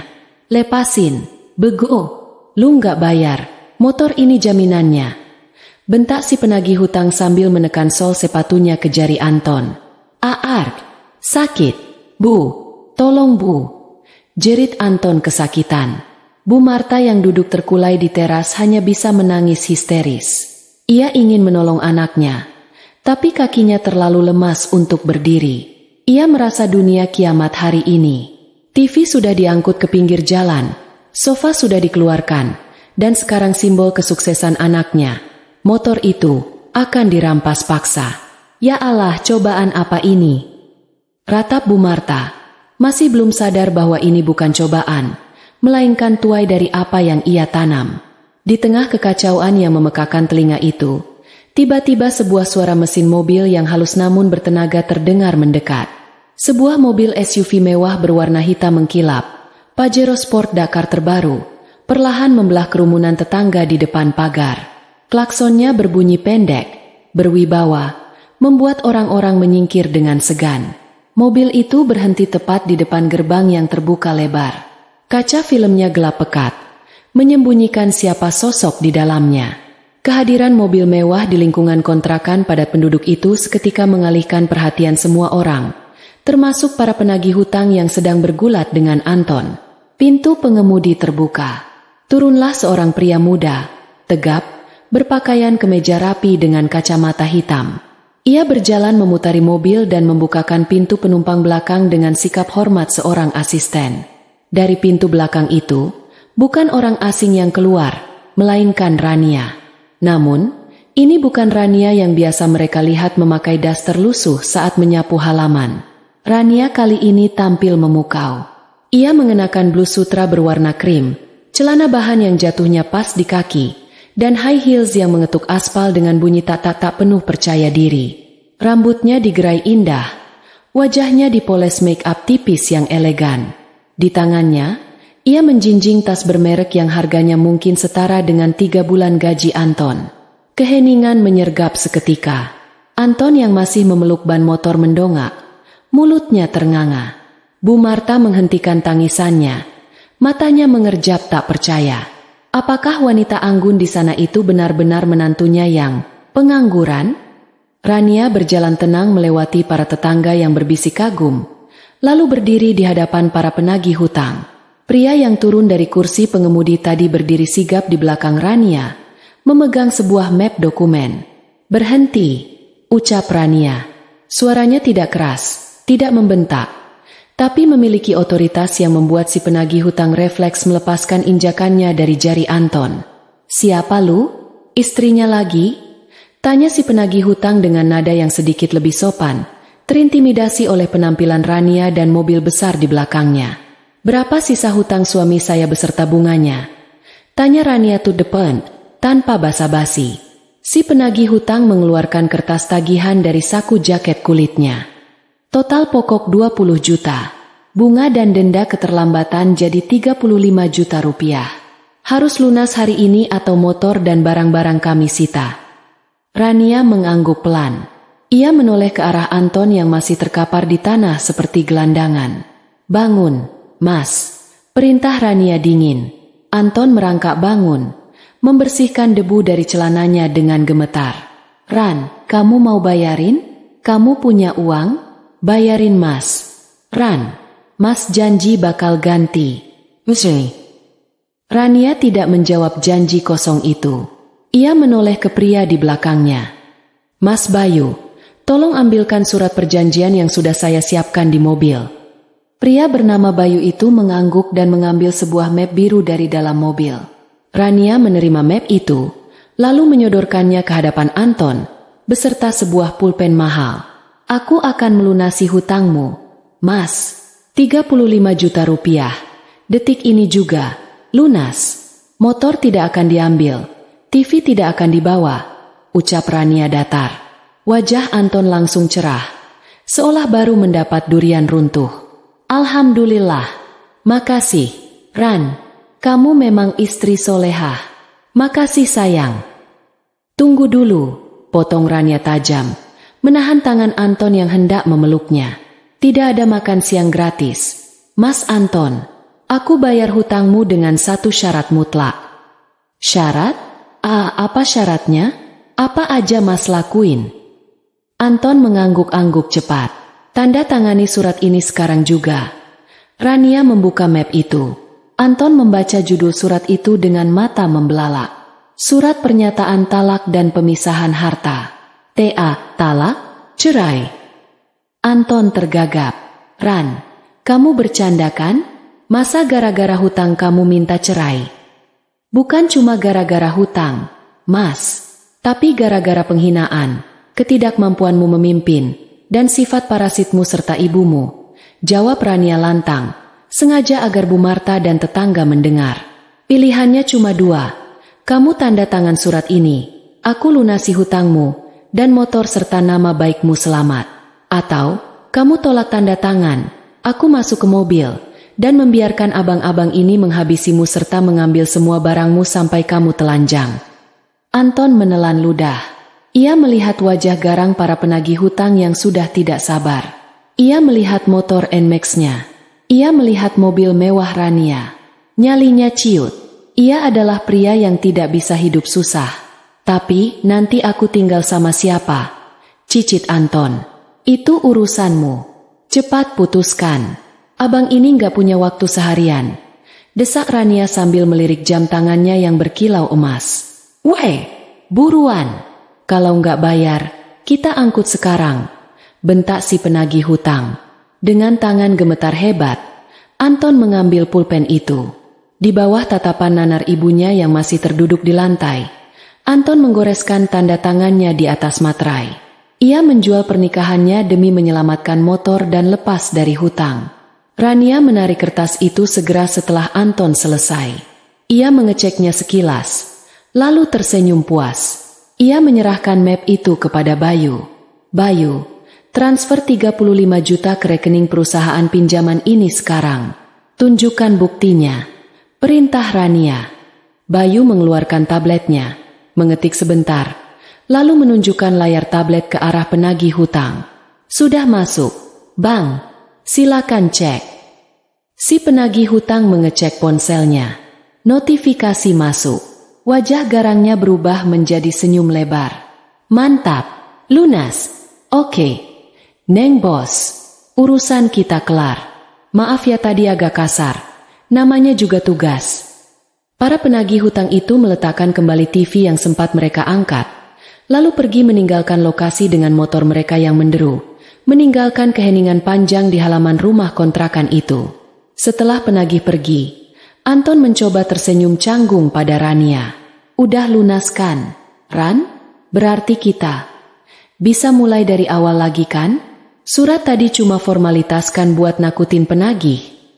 Rania tertawa, tawa yang kering dan meremehkan. Formalitas? Kamu pikir aku main-main, Mas? Bu Marta yang merasa badai sudah berlalu, mulai berani berdiri dan mendekat. Sifat aslinya kembali muncul.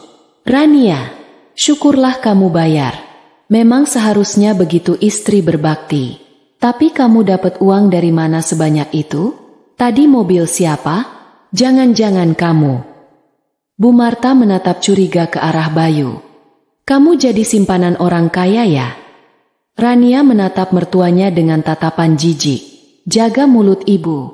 Mas Bayu ini adalah manajer operasional di perusahaanku. Dan mobil itu mobil inventaris kantorku, yang dibeli pakai uangku sendiri. Perusahaan. Bu Marta melongo. Maksudmu bisnis jualan sambal remeh-temeh itu? Bisnis yang ibu bilang remeh, sampah, dan cuma bikin rumah sempit itu. Omsetnya ratusan juta per bulan, Bu. Rania mengungkapkan fakta yang selama ini ia simpan rapat. Selama 2 tahun ini, aku bukan cuma dropshipper. Aku punya gudang sendiri, punya 10 karyawan, dan menyuplai catering ke 3 pabrik besar di kawasan industri ini. Mata Anton dan Bu Marta membulat sempurna. Rahang mereka seakan jatuh ke tanah. Selama ini, Rania melangkah maju, mendekatkan wajahnya ke wajah Bu Marta. Aku diam karena aku menghargai Mas Anton sebagai suami. Aku menutupi kekurangan gajinya yang kecil itu dengan uangku. Mobil Landmax itu? Enggak. TV 50 inci itu? Enggak. AC yang nyala 24 jam? Enggak. Daging rendang yang ibu makan lahap? Enggak. Rania menunjuk dada Anton dengan telunjuknya. Gaji anak ibu yang cuma 4,5 juta itu cuma numpang lewat. Bahkan gak cukup buat bayar bunganya sendiri. Kalian hidup mewah di atas keringatku, tapi kalian malah menginjak-injak kepalaku, menyebutku benalu, menyebutku boros. Sekarang, Rania merentangkan tangannya. Benalu ini sudah pergi. Silakan kalian hidup dengan gaji besar, kebanggaan ibu itu. Anton jatuh berlutut. Kakinya benar-benar lemas mendengar fakta itu. Ia baru sadar bahwa ia telah membuang berlian demi memungut kerikil. Ia baru sadar bahwa kemewahan hidupnya selama ini adalah subsidi dari istri yang ia sia-siakan. Ran, maafin aku. Ran, aku nggak tahu. Sumpah aku nggak tahu. Anton mencoba meraih kaki Rania. Rania mundur selangkah, menghindari sentuhan itu seolah Anton adalah penyakit menular. Sudah terlambat, Mas. Surat sudah ditandatangani. Talak sudah jatuh. Kita selesai. Angin sore berhembus semakin kencang, membawa serta awan mendung yang mulai menggantung di langit. Seolah alam turut bersiap menangisi nasib 2 manusia yang kini terpaku dalam penyesalan di teras rumah kontrakan. Rania tidak membuang waktu. Setelah pengakuan yang menampar itu, ia memberi isyarat kepada Bayu. Mas Bayu, panggil anak-anak gudang yang di mobil box belakang. Angkut semua barang-barang milikku sekarang juga. Perintah Rania tegas. Ternyata, di belakang mobil Pajero itu, sebuah truk engkel box sudah menunggu. 3 orang pria berseragam rapi dengan logo Dapur Rania Group di punggungnya turun dengan sigap. Mereka masuk ke dalam rumah, melewati Bu Marta dan Anton yang masih syok, dan mulai mengemasi barang-barang. Bu Marta melihat kulkas 2 pintu yang besar itu mulai digeser. Tunggu, itu kulkas Ibu, teriak Bu Marta refleks.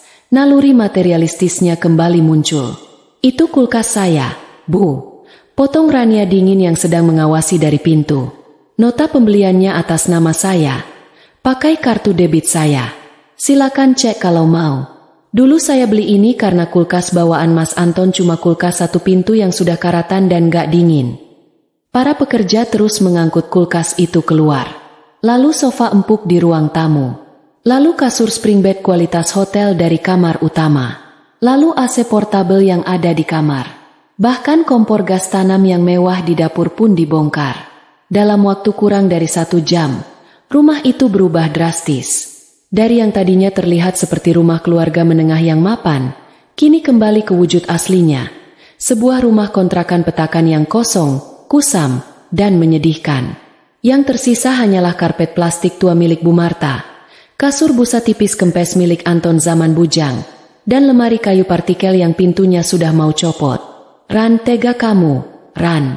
Anton menangis sesenggukan di pojok ruangan yang kini bergema karena kosong. Kamu ambil semuanya, terus aku tidur di mana? Masak pakai apa? Rania menatap Anton dengan tatapan iba, namun bukan iba karena kasih sayang, melainkan iba melihat ketidakberdayaan seorang laki-laki dewasa. Loh, Mas kan punya gaji? Ibu kan manajer keuangan yang hebat? Sindir Rania telak. Silakan beli kasur baru, kompor baru, dan isi kulkas baru pakai uang sisa gaji Mas Anton yang 500.000 itu. Oh, maaf, sisa gajinya sudah habis ya buat beli token minggu lalu. Bu Marta mendekati Rania. Kali ini tidak ada lagi keangkuhan di wajahnya. Ia meraih tangan Rania, menciuminya. Rania, mantuku sayang. Ibu hilaf. Nak, Ibu minta maaf. Jangan pergi ya. Ibu janji nggak akan ikut campur lagi. Ibu janji bakal masakin kamu tiap hari. Jangan tinggalin Anton. Kasihan dia. Dia cinta mati sama kamu. Cinta. Rania menarik tangannya kasar. Cinta macam apa yang membiarkan istrinya dihina ibunya sendiri? Cinta macam apa yang lebih mementingkan judi slot daripada susu anak? Untung kita belum punya anak, Mas. Tuhan masih sayang sama aku. Ibu janji akan berubah. Ran. Tolong, Ibu sudah tua. Masa Ibu tidur di lantai? Bu Marta memelas. Air matanya membanjiri pipi yang keriput. Ia membayangkan malam ini harus tidur tanpa AC, tanpa kasur empuk, dan perut lapar. Itu bukan urusanku lagi, Bu. Jawab Rania tegas. Saat Ibu mengusirku dari dapur, saat Ibu mengambil kartu ATM itu, saat Ibu menghina orang tuaku karena dibilang gagal mendidik anak, saat itulah pintu maafku sudah tertutup. Pekerjaan pengangkutan selesai. Truk box sudah menutup pintunya. Bayu membukakan pintu mobil Pajero untuk Rania. Semua sudah siap, Bu Rania. Kita berangkat sekarang.